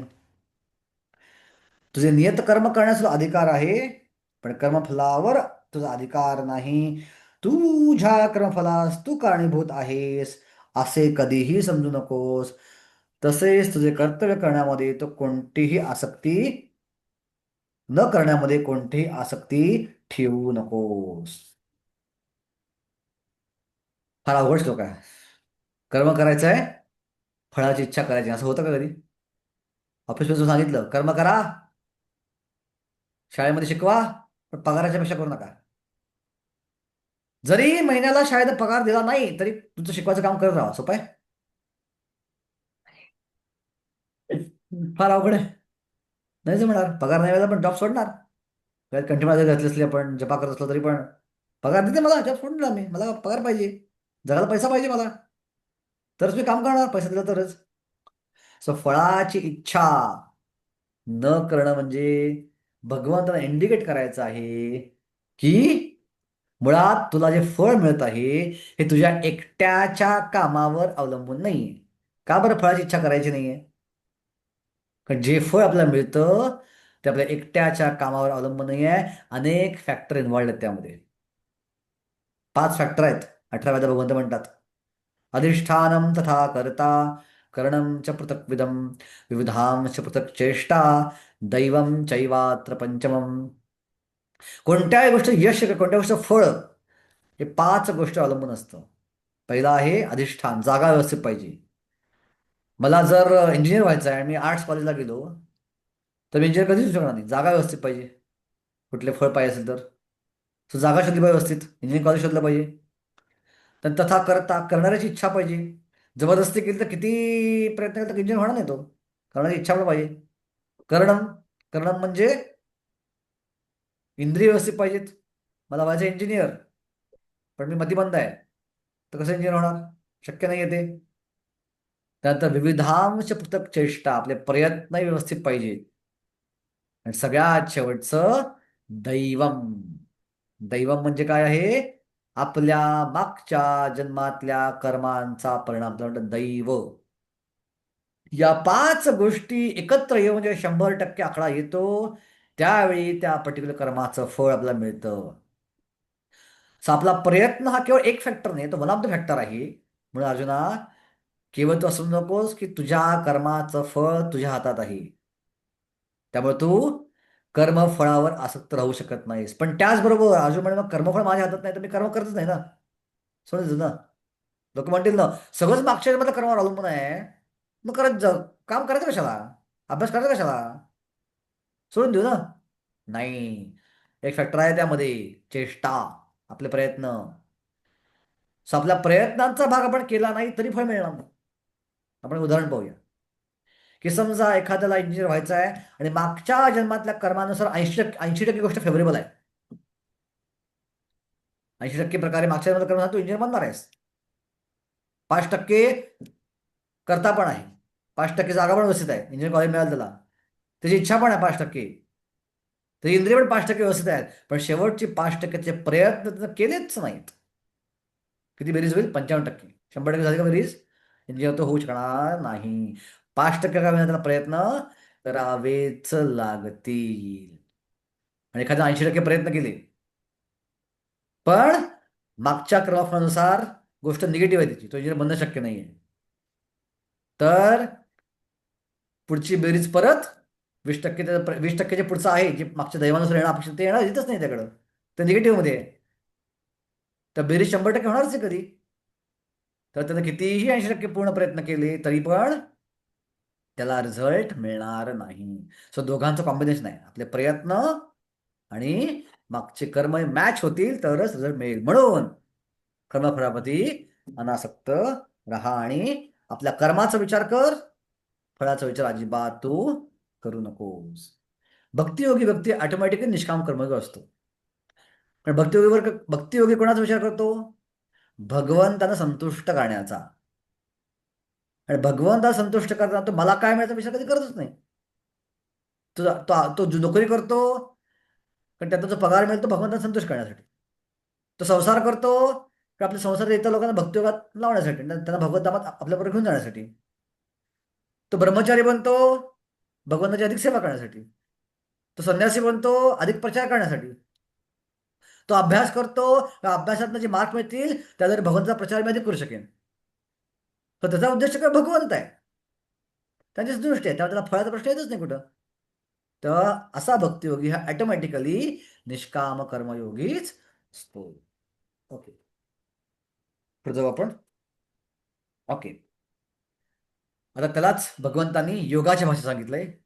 ते निष्काम कर्म म्हणले तर योगाच्या भाषेत सांगितले की योगस्थ कुर कर्माणि संगम त्यक्त्वा धनंजया सिद्ध असिद्ध समो भूत्वा समत्वम योग उच्यते. हे अर्जुना, यश आणि अपयशाबद्दलच्या संपूर्ण आसक्तीचा त्याग करून समभावाने तुझं कर्म कर आणि अशा समभावालाच योग असे म्हणतात. So, योग म्हणजे काय आहे? प्राणायाम करणं नव्हे, एक मोठ्या मोठ्या जिम्नॅस्टिक करणं नव्हे. योग म्हणजे समत्वम, इक्वॅनिमिटी, प्रत्येकाला समान दृष्टीनं पाहणं हा योग आहे. सिद्ध असिद्ध समो भूत्वा, जीवनात चांगलं झालं काय आणि वाईट झालं काय या दोघांना समान दृष्टीनं पाहणं म्हणजे योग आहे. का बरं योग आहे? कारण अशा व्यक्तीला माहिती आहे की जे सिद्ध मला मिळाले ते माझ्या प्रयत्नावर अवलंबून नाही आहे, आणि जे असिद्ध मला मिळाले त्याच्याशी माझा काय फार संबंध नाहीये. सो दोन्ही गोष्टी ॲसच माझा काही संबंध नाही आहे. जे सिद्ध मिळालं काय तर चांगलं काय मिळालं तर हुरळून त्याचं कारण नाही आहे, आणि काय वाईट मिळालं काय दुःख झालं तर निराश व्हायचं कारण नाही. कारण कोणत्याच गोष्टी माझ्या हातात नाही आहेत पूर्णपणे. पूर्णपणे गोष्टी माझ्या हातात नाही तर मी का दुःखी व्हावं किंवा मी का हुरळून जावं. ह्याला म्हणतात समत्व. सिद्ध असिद्ध समो भूत्वा समत्व योग उच्यते. सो योगी होणं म्हणजे या समत्व स्तरावरती येणं. निष्काम कर्माच्या माध्यमाने समस्त स्तरावर आपण शकतो, ज्ञानयोगाच्या माध्यमातून समत्व स्तरावर येऊ शकतो, अष्टांग योगाच्या माध्यमातून समत्व स्तरावर येऊ शकतो, आणि भक्तीच्या माध्यमातून भक्तियोगी ऑटोमॅटिक समत्व स्तरावर असतो. कारण त्याला माहिती आहे की कृष्ण इच्छेविना काहीच होत नाही. जीवनामध्ये आनंद आला तर भगवंताची इच्छा आहे, आपण त्याचा वापर अधिक भक्ती करायला केला पाहिजे. जीवनात दुःख आलं आपली भक्तिमय तीव्रता वाढवायचा आपण त्याचा प्रयत्न केला पाहिजे. पण ते दुःख भगवंताने आपल्याला दिलेलं आहे, आपल्या भक्तीमध्ये आपली तीव्रता वाढवण्यासाठी हा विचार भक्तियोगी करतो. सो ऑटोमॅटिक भक्तियोगी हा समत्व स्तरावरती योग स्तरावरती स्थित असतो. सुद्धा तुम्हाला कुठे आंतरराष्ट्रीय योगा डेला बोलवलं, फेब्रुवारी एंडला आहे आता आंतरराष्ट्रीय योगा डे. क्लास झाला कुठं, तर ही योगाची व्याख्या आपण सांगितली पाहिजे. योग म्हणजे उलटे उलटे आसनं करणं नव्हे, तो एक उद्देश आहे योगातला, एक छोटासा भाग आहे तो आसन आणि प्राणायाम हा. समत्व स्तरावरती येणं, समत्व योग उच्यते. सो या समत्व स्तरावर येऊन अर्जुन युद्ध कर. अशा अवस्था आल्यावर तुला कोणतंही पाप लागणार नाही. तू त्या स्तरातनं तू या गुणापासून सहजगत्या मुक्त होऊ शकशील. ओके. दूरेणावरं कर्म बुद्धियोगा धनंजया बुद्धौ शरणमन्विच्छ कृपणः फलहेतवा. हे धनंजय, भक्तिमय सेवेद्वारे सर्व निंद्याश कर्मांना दूर सार आणि त्या भावनेमध्येच भगवंतांना शरण ये. जे आपल्या कर्मफलाचा उपभोग घेऊ इच्छितात ते कृपणच आहे. सो दूरेण आवरण कर्मा, कर्माचा अर्थ कर्मफळ, कर्म नव्हे ऍक्च्युली. या श्लोकाचा अर्थ अर्जुन चुकीचा घेतला आणि अर्जुन गोंधळला. हा श्लोक फार महत्वाचा बरं का. अर्जुन 49 आणि 27 मध्ये गोंधळला. तिथं गोंधळल्यामुळे तिसरा अध्याय बाहेर आला actually. आणि त्याचा दुसरा अध्याय सगळी गीता संपली ऍक्च्युली. तिसऱ्या अध्यायाला आपण बघूच ते अर्जुन कुठे गोंधळला नक्की. पण 47 श्लोकात भगवंत सांगितलं निष्काम कर्म कर, कर्मण्येवाधिकारस्य मा फलस्य कदाचन. इथं भगवंत काय म्हणले, दूरेण आवरम कर्मा, कर्म सोडून दे, दूर टाक कर्माला. दूर टाक कर्माला म्हणजे काय, कर्माला नव्हे कर्मफळाला. तुझं कर्मफळ दूर टाक. दूरेण आवरम कर्मा बुद्धियोगात म्हणजे भक्तियोगाचा आश्रय घेऊन धनंजया. आणि भगवंताला शरण, बुद्धो शरण अन्वेष म्हणजे भक्तियोगाला शरण जाऊन काम कर. कृपण हा फल हेतवा, जो भौतिक फळासाठी कार्य करतो तो कृपण आहे, तो कंजूस आहे, असा विचार व्यक्ती करत असतो. ओके. तात्पर्य प्रभुपाद म्हणतायत, आपण भगवंताचे नित्य सेवक आहोत. या आपल्या मूळ स्वरूपाला ज्याने स्वतः वस्तुतः जाणले आहे तो कृष्ण भावना कर्मा व्यतिरिक्त इतर सर्व कर्मांचा त्याग करतो. पूर्वीच वर्णन केल्याप्रमाणे बुद्धियोग म्हणजेच भगवंताची देवप्रेमळ सेवा होय. अशी भक्तिपूर्ण प्रेमळ सेवा म्हणजेच आत्म्याचा कर्म करण्याचा योग्य योग्य मार्ग आहे. किंवा कृपण लोक आपल्या कर्मफलाचा उपभोग घेण्याची इच्छा करतात, पण त्यामुळे ते भवबंधात अधिक गुंतून जातात. कृष्ण भावनेमध्ये केलेल्या कर्माव्यतिरिक्त इतर सर्व कर्म ही निंद्य कर्मच आहे. कारण अशा कर्मामुळे मनुष्य पुन्हा पुन्हा जन्ममृत्यू चक्रात बांधला जातो. ओके. आता काय फायदा होईल मला, मी जर बुद्धियुक्त कर्म केलं, मी जर या बुद्धियोगा स्थितीतून कर्म केलं तर मला काय फायदा होईल, हा विचार, हा प्रश्न अर्जुनाने मला घोळतो आहे. आणि त्याचं उत्तर भगवंत देत आहेत. बुद्धियुक्तो जहातीह उभय सुकृत दुष्कृत तस्माद योगायुंजस्व योगा कर्मा सुकौशलम. काय होईल की तू सगळ्या सुख आणि दुःखापासून वर जाशील. उभय सुख दुष्कृत, भक्तिपूर्ण सेवेमध्ये संलग्न झालेला मनुष्य या जन्मात सुद्धा चांगल्या आणि वाईट कर्मापासून मुक्त होतो. तुला जी भीती वाटते ना, या जन्माला पाप भोगा लागतील, हे भोगा लागेल, ते भोगा लागेल, या जन्मातच तू उभय सुखकृत आणि दुष्कृतापासून मुक्त होशील जर तू बुद्धियोगात स्थित झालास तर. चांगल्या गोष्टी बांधून ठेवणार नाहीत आणि वाईट गोष्टीही तुला बांधून ठेवणार नाहीत. कारण चांगल्या गोष्ट बंधन आहे आणि वाईट गोष्ट बंधनच आहे. पुण्यही बंधन आहे, पापही बंधनच आहे. गंगेत स्नान करणं आणि यमुनेत स्नान करणं फरक काय आहे? गंगेत स्नान केल्याने पाप नष्ट होतात, यमुनेमध्ये स्नान केल्याने पाप आणि पुण्य दोन्ही नष्ट होतात. पापाचे पुण्य पण जातात निघून. हो, पुण्य पण निघून जातात आणि भक्ती स्तरावरचा व्यक्ती येतो. भक्ती स्तरावरती पुण्यही नसतं आणि पापही नसतं. आणि पुण्याच्या मागे लागलं तर पुण्यही बांधून ठेवणार आहे. सो या जन्मात तुझ्या पाप आणि पुण्यापासून मुक्त होशील. आणि म्हणून तस्मात योगायुंजस्व, योगाच्या आधारावर काम कर. योगा कर्मास कौशलम, योगाद्वारे कर्म केलंस तर तू खऱ्या प्रकारे कौशल्यानं कर्म केलं आहेस. आपलं कौशल्यानं कर्म करायचं असेल, एक्सपर्टली कर्म करायचं असेल तर योग आश्रय घेणं आवश्यक आहे, भगवंताचा आश्रय घेणं आवश्यक आहे. योग हा कर्मासु कौशलम. ओके. थोडक्यात माझ्या संतुष्टीचे काम कर आणि माझ्या संतुष्टीचे काम केलंस तर या जन्मात तू चांगल्या आणि वाईटापासून मुक्त होऊन जाशील. ओके. आणि मग शरीर सोडल्यावर काय होईल? इथं तर मुक्त आलो, शरीर सोडल्यावर माझी अवस्था काय होईल असा प्रश्न आपल्याला घोळतोय. म्हटलं उत्तर भगवंत देत आहेत 51 शतकामध्ये. कर्मजाम बुद्धियुक्तम हि फलम त्यक्त्वा मनी. प्रश्न आहे का वृषाली माताजी? विचारा. जी जी प्रभूजी, दंडवत प्रणाम प्रभूजी. प्रभूजी, बुद्धी योग आणि भक्ती योग एकच आहेत का? ज्ञान योग, बुद्धी योग आणि भक्ती योग हे ह्याच्यात काही फरक आहे का? हा, मी तुम्ही लेट जॉईन केलं. मी सुरुवातीला सांगितलं होतं की बुद्धियोग हाच भक्तियोग आहे. पण आपल्या आचार्य सिद्ध करून दाखवले की बुद्धियोग हा भक्तियोगच आहे. एका प्रकारे 100% भक्तियोगच आहे. पण जे भगवंताला अपेक्षित आहे बुद्धियोग सांगतो त्याच्यामध्ये 3 योग आहेत, 4 योग आहेत त्याच्यामध्ये. निष्काम कर्मयोग, अष्टांग योग, ज्ञानयोग आणि भक्तियोग या चौघांचा समावेश या बुद्धियोगामध्ये भगवंतांनी केलेला आहे. So तुम्हाला चौघामधला फरक पाहिजे का? चौघामध्ये काय फरक आहे? हा हा ते ते निष्काम कर्मयोग, ज्ञानयोग, अष्टांग आणि बुद्धियोगात काय फरक आहे? जी जी ओके. निष्काम कर्म व्यक्ती आपल्या वर्णाश्रम धर्मानुसार आपलं कर्म करतो अधिकारानं, पण आपलं फळ जे आहे कर्मातनं मिळेल त्यावर आसक्त राहत नाही. तो कर्माप्रती आसक्त आहे पण फळाप्रती आसक्त नाही आहे. जे काही फळ मिळेल त्यात तो भगवंतांना अर्पण करतो. ह्याला निष्काम कर्मयोग. असं अनेक जन्म केल्यानंतर कदाचित तो मुक्त होऊ शकेल किंवा तो ज्ञानयोग स्तरावरती उन्नत होऊ शकेल.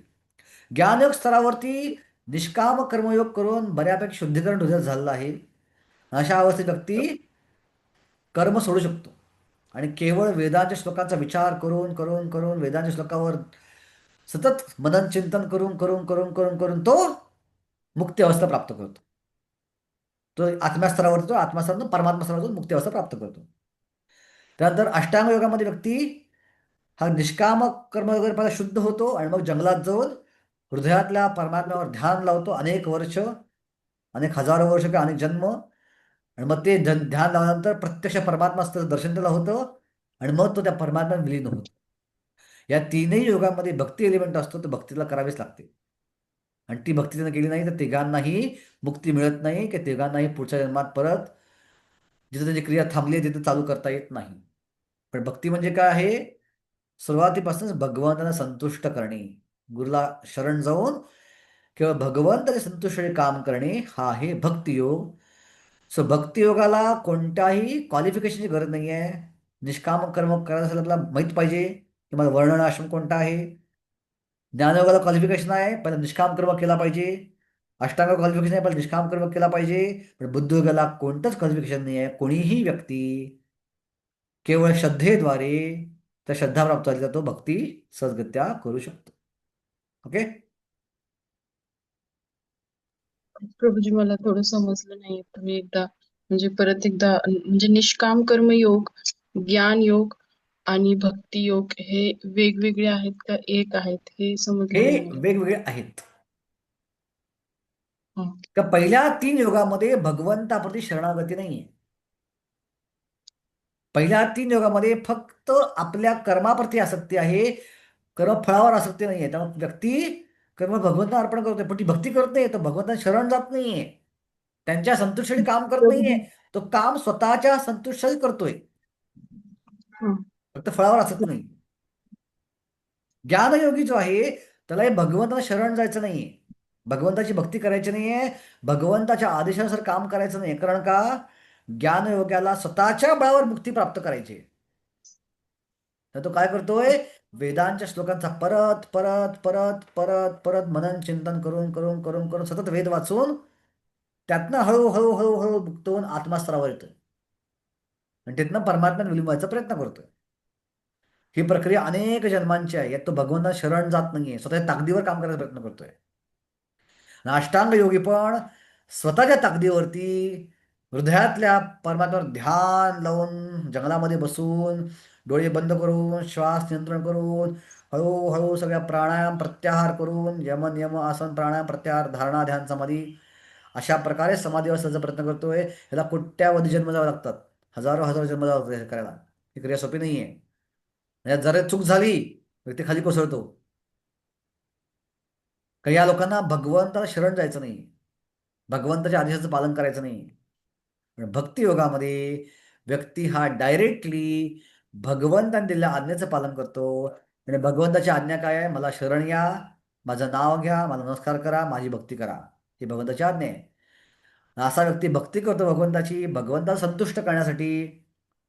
तो निष्काम कर्म करायला जात नाही, तो कर्मावर आसक्त नाही आहे, तो कुठल्याही वैदिक श्लोकांद्वारे मनन करायला जात नाही, तो परमात्म्यावर ध्यान लावायला पण जात नाही जंगलात बसून. तो भगवंताच्या आदेशाचं पालन करतो, भक्तिमय क्रिया करतो, नामस्मरण करतो, गुरुला शरण जातो, जे गुरु सांगेल चुपचाप करतो. आणि या भक्तिमय प्रक्रियेमध्ये ही सोपी प्रक्रिया आहे, कारण का भगवंत डायरेक्टली इन्व्हॉल्ड असतात.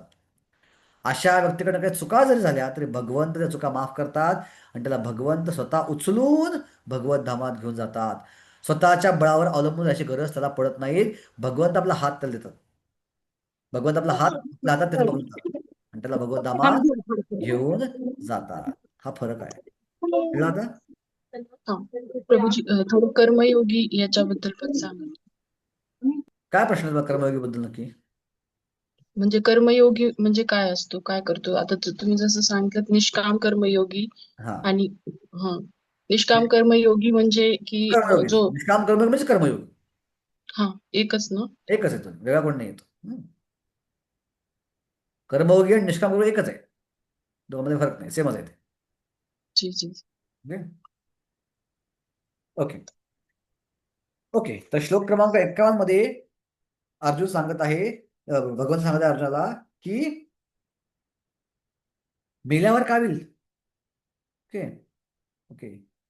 शंभूजीनं काय कमेंट दिली, प्रभूजी या योग जे आहेत त्यात योग मार्ग जे आहेत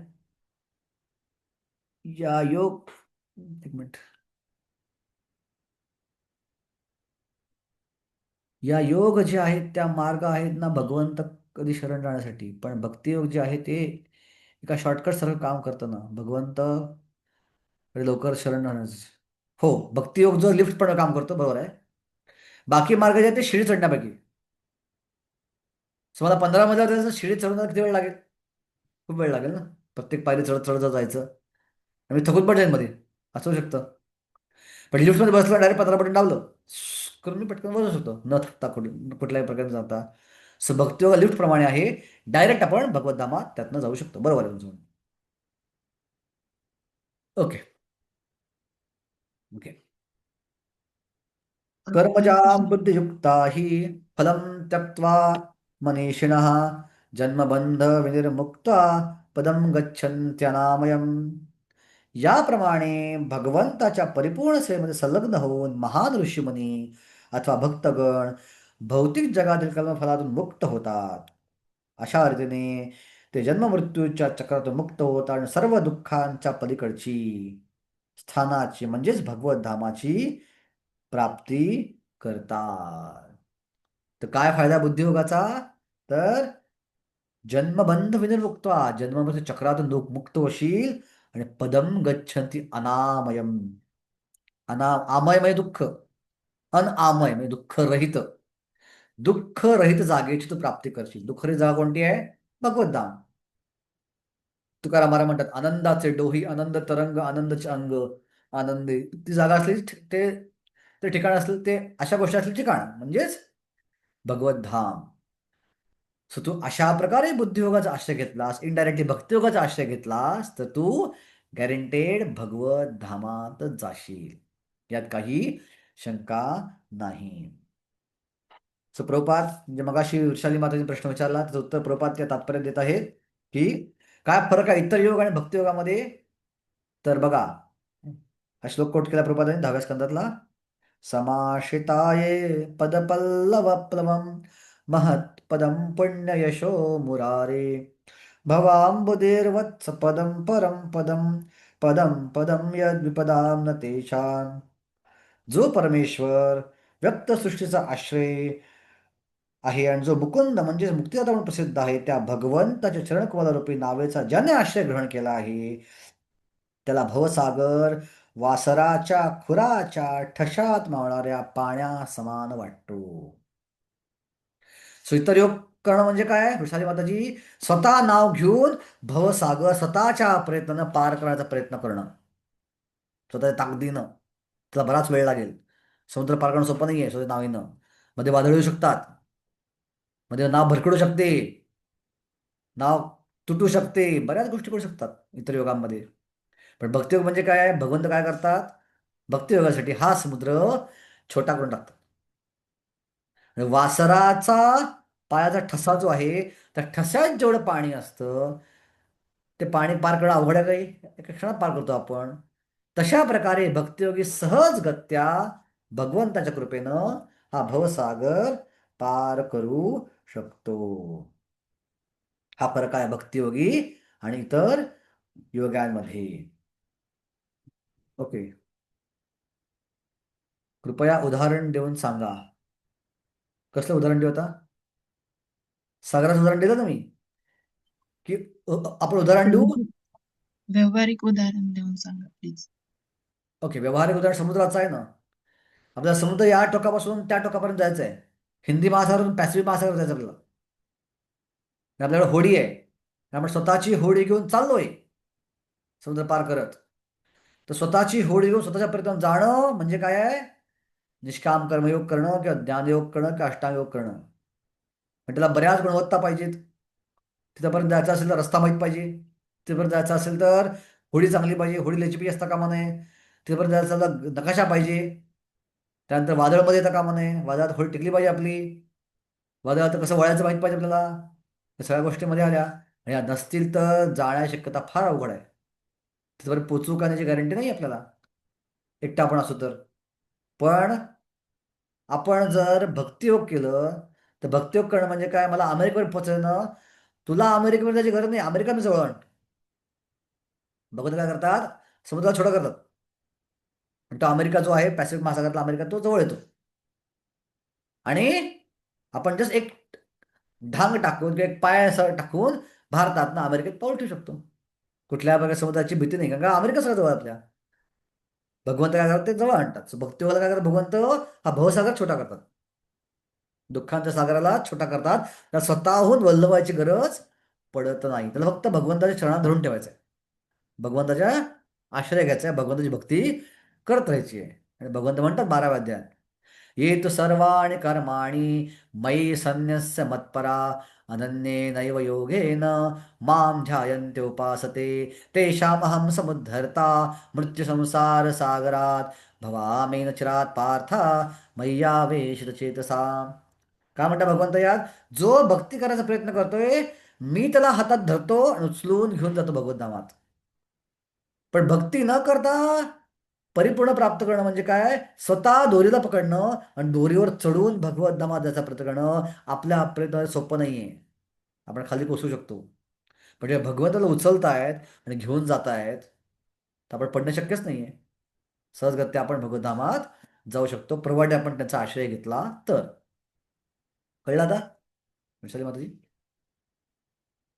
प्रभूजी असं दररोजच्या व्यवहारातलं कुठलं उदाहरण, म्हणजे भक्तियोगी कसा कार्य करतो आणि जो ज्ञानयोगी आहे भक्तियोगी आपला गुरु सांगेल तेवढंच करतो. भक्तियोगी जे भगवान सांगेल तेवढंच करतो. भगवंतांनी काय सांगितलंय? मन्मना भव भक्तो मद्याजी माम नमस्कुरु मामय वैश सत्यम ते प्रतिजानी प्रियोसी मे. माझं नाव घे, तुझं मन माझ्यापाशी ठेव, मला नमस्कार कर, माझी भक्ती कर, मला शरण ये, मला भोग अर्पण कर, जे करशील ते माझ्या आनंदासाठी कर, गुरुला शरण जा, गुरुच्या आदेशावर काम कर. सो भक्तियोगी व्यवहारामध्ये कर्माचा विचार करत नाही. जे काही गुरु सांगेल आणि भगवंतांना संतुष्ट येईल तेच कार्य तो करायला जातो व्यवहारामध्ये. तो व्यवहारामध्ये विचार करत नाही मला काय आवडतं, मला काय आवडत नाही. जे भक्तीसाठी पोषक आहेत तो करायला जातो. मला चहा प्यायला फार आवडतो, पण माझ्या भक्ती मार्गात त्यामुळं अडथळा निर्माण होऊ शकतो, म्हणून मी चहा पिणार नाही. मला चिकन खायला फार आवडतं, पण माझ्या भक्तिमय करायला तेव्हा अडथळा येऊ शकतो, मी चिकन खाणार नाही. सो जे भक्तीला अनुकूल आहे तेच भक्तियोगी करायला जातो. भक्तियोगी व्यक्तीला कुठल्याही प्रकारे घरदार सोडायची गरज नसती, जंगलात राहायची गरज नसती. तो व्यवहारामध्ये फक्त भगवंताचा विचार करतो, भगवंताचं स्मरण करतो, 24 तास त्याचं नाव घेतो, हरे कृष्ण म्हणतात जप तो 24 तास करायचा प्रयत्न करत असतो व्यवहारामध्ये. पण निष्काम कर्मयोगी व्यक्तीला आपण ब्राह्मण आहोत का क्षत्रिय आहोत का वैश्य आहोत का शूद्र आहोत हे माहीत पाहिजे आधी. कलियुगाला कोणाला माहित नाही आपण कोण आहोत. आणि मग मी जर ब्राह्मण असेल तर ब्राह्मणाचं कार्य काय आहे? पठण पाठन यजन याजन दान परिग्रह. यज्ञ करणं, शिकवणं, दान घेणं, दान देणं. आणि त्याचं कोणासाठी? त्यातलं जे फळ मिळेल ते भगवंतांना अर्पण करणं या क्रियातनं. दक्षिणा मिळेल ते भगवंतांना अर्पण करणं, पण या क्रिया करत राहणं. क्षत्रियाचं काम काय? युद्ध करणं. तेज धृती तेज क्षमा धृती दास्यम युद्धेच अपलायनम दान ईश्वर भावस्य क्षात्रकर्म स्वभावजम. ही क्षत्रियाचे कर्म करणं, पण त्यातनं फळ मिळते भगवंतांना अर्पण करणं. वैश्य म्हणजे व्यापार करणं, वेदांतल्या सांगितल्या नियमानुसार व्यापार करून भगवंतांना फळ अर्पण करणं. आणि शुद्ध म्हणजे नोकरी करणं, आणि नोकरीचा पगार मिळतो भगवंतांना अर्पण करणं. हे आहे निष्काम कर्मयोग. पण आपण कोण आहोत ते माहीत आपल्याला. त्यासाठी कलियुगात कोणाचाच वर्ण कोणाला माहित नाहीये, कोणाचा आश्रम कोणाला माहित नाहीये, तर हे पालन करणं फार अवघड आहे. म्हणजे रेकमेंडेड फक्त भक्ती करा, भगवंताचा आश्रय घ्या, त्याचं नाव घ्या. त्याचं नाव घेतल्यावर आपण सगत्या ये स्वतःहून काय करायची गरज पडणार नाही. तो भवसागरच खाली होऊन आपल्यासाठी छोटा होऊन जाईल व्यवहारामध्ये. ओके. जी प्रभुजी, धन्यवाद प्रभुजी. ओके. ओके.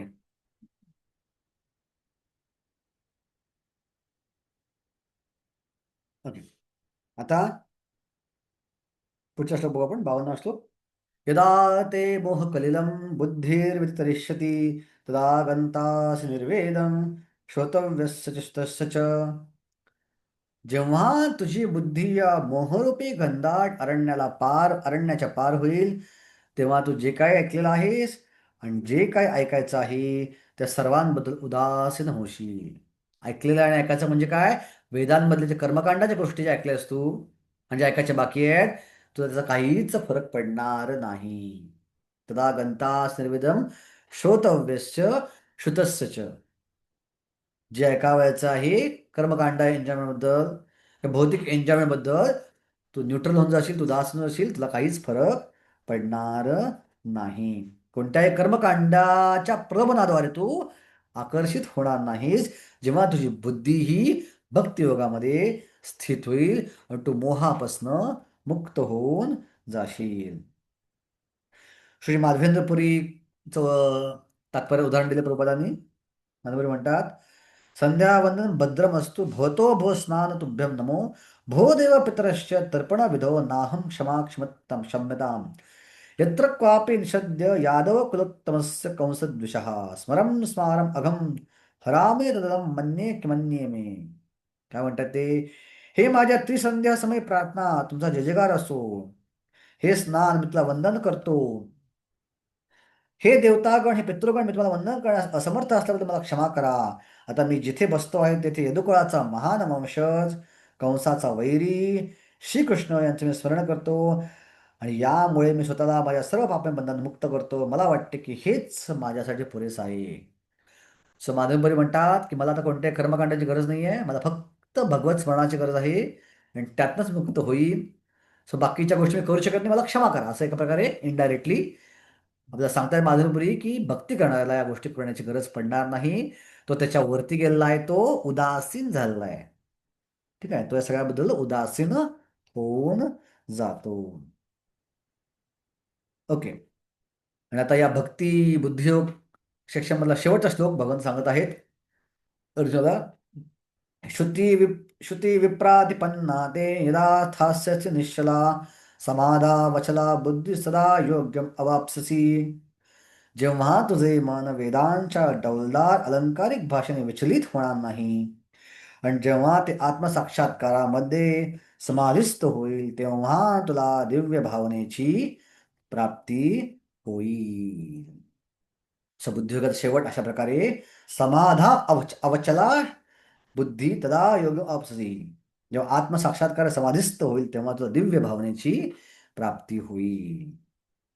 तात्पर्य प्रभुपाद लिहितात, जो समाधिस्थ असतो त्याला कृष्ण भावनेचा पूर्ण साक्षात्कार झालेला असतो, की त्याला ब्रह्म, परमात्मा आणि भगवान या रूपांचा साक्षात्कार झालेला असतो.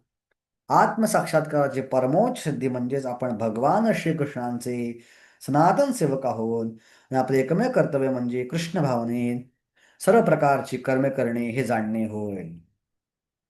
कृष्ण भावना भवित व्यक्तीने एकनिष्ठ किंवा एकनिष्ठ दृढ भगवत भक्ताने वेदांच्या अलंकारित भाषेने विचलित होऊ नये, तसेच स्वर्गलोकाची प्राप्ती करण्यासाठी अनेक सकाम कर्म करण्यात मग्न होऊ नये.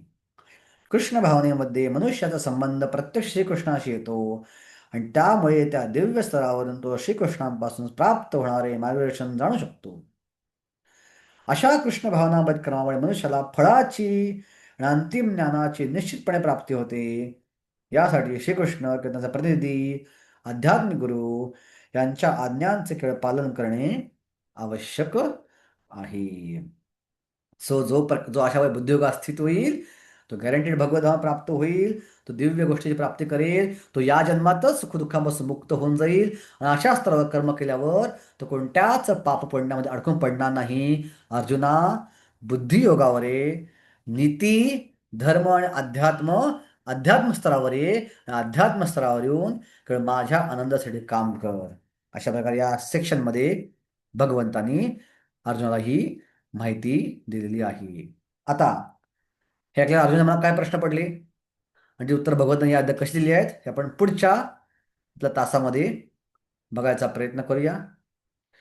आता मला तुमच्याकडनं जर मदत पाहिजे की पुढचा रविवार आणि त्याच्या पुढचा रविवार कदाचित मला क्लास घेता येणार नाही. पुढचा रविवार तर गॅरंटेड आहे, माझी एक ट्रिप आहे मुलांची, आणि त्याचा पुढचा रविवार पण मला क्लास घेता येणार नाही. एक ग्रुप येणार आहे, मला त्याला अटेंड करणं आवश्यक आहे मोठं. तर पुढच्या 2 आठवड्यामध्ये आपण क्लास रविवारच्या ऐवजी इतर कोणत्या दिवशी घेतला चालेल का तुमच्या सोयीनुसार? चालेल प्रभूजी. चालेल चालेल. हो चालेल प्रभूजी. चालेल प्रभूजी. कोणता वार तुम्हाला तुम्हाला जसं जमेल. कोणता वार तुम्हाला सुटेबल आहे?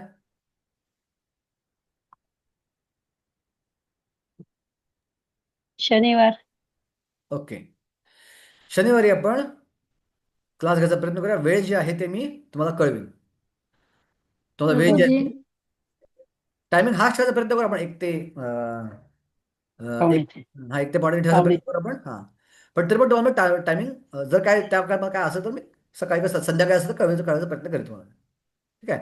आणि त्याच्या पुढच्या वेळेस एखाद्या आपण शुक्रवारी किंवा बुधवारी रात्री 8 ते 9:30 घ्यायचा प्रयत्न करू. रात्री 8 ते 9:30 तो दिवस हरकत म्हटलं कळवेल. म्हणजे तुम्ही ऑफिसमधून जे ऑफिसमध्ये जातात ते मोस्टली परत यायचा प्रयत्न करतात. ऑफिसमध्ये घेऊन ते ऐकू शकतील. ओके, जेव्हा आपला क्लास चुकू नये आणि आपल्या भक्ती असलेमध्ये अडथळा आपला येऊ नये, हा उद्देश त्यामागे आहे. हा ओके. प्रभूजी. विक्रमगड प्रभूजी हा विक्रमगड येथे शनिवारी प्रोग्राम असेल. नाही, शनिवार नाही, शनिवारी दुपारीच होईल. सॉरी होईल. आणि पुढच्या आठवड्यात शनिवार सोडून इतर कुठल्या दिवशी रात्री आपला 8 ते 9:30 घ्यायचा आपण प्रयत्न करू. बुधवार किंवा शुक्रवार, शनिवारी होणार नाही. हरे पुढच्या कृष्णा आठवड्यात. प्रभूजी. हरे कृष्णा. प्रभूजी मला वाटते तुम्ही एक व्हॉट्सअप आपला जो व्हॉट्सअप ग्रुप आहे ना त्याच्यावर शनिवारसाठी एकदा हे वोट ठेवा ना, म्हणजे किती टायमिंगला कधी त्यांना जमेल, कारण शनिवारी पण लोक जॉबला जातात ना, मग ते संध्याकाळी कदाचित त्यांना जमेल असं तर. नाही, जरी मॅक्सिमम लोक आली तरी रेकॉर्डिंग प्रत्येकाचं पाठवतो मी कायम. बरं. रेकॉर्ड हा, ऐकू चालेल. शकता. ठीक आहे. हो बरोबर. आणि जर शनिवारी ओके रेकॉर्डिंग पाठवू शकतो आपण. ठीक आहे. 10-15 लोक जरी आली तर त्यांना ऐकायला मिळेल, बाकी रेकॉर्डिंग ऐकतील.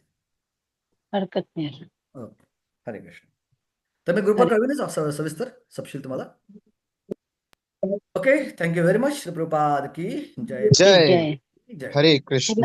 हरे हरे कृष्ण. कृष्ण. दंडवत. हरे दंडवत कृष्ण प्रभूजी. प्रणाम दंडवत प्रभूजी. प्रणाम. कधी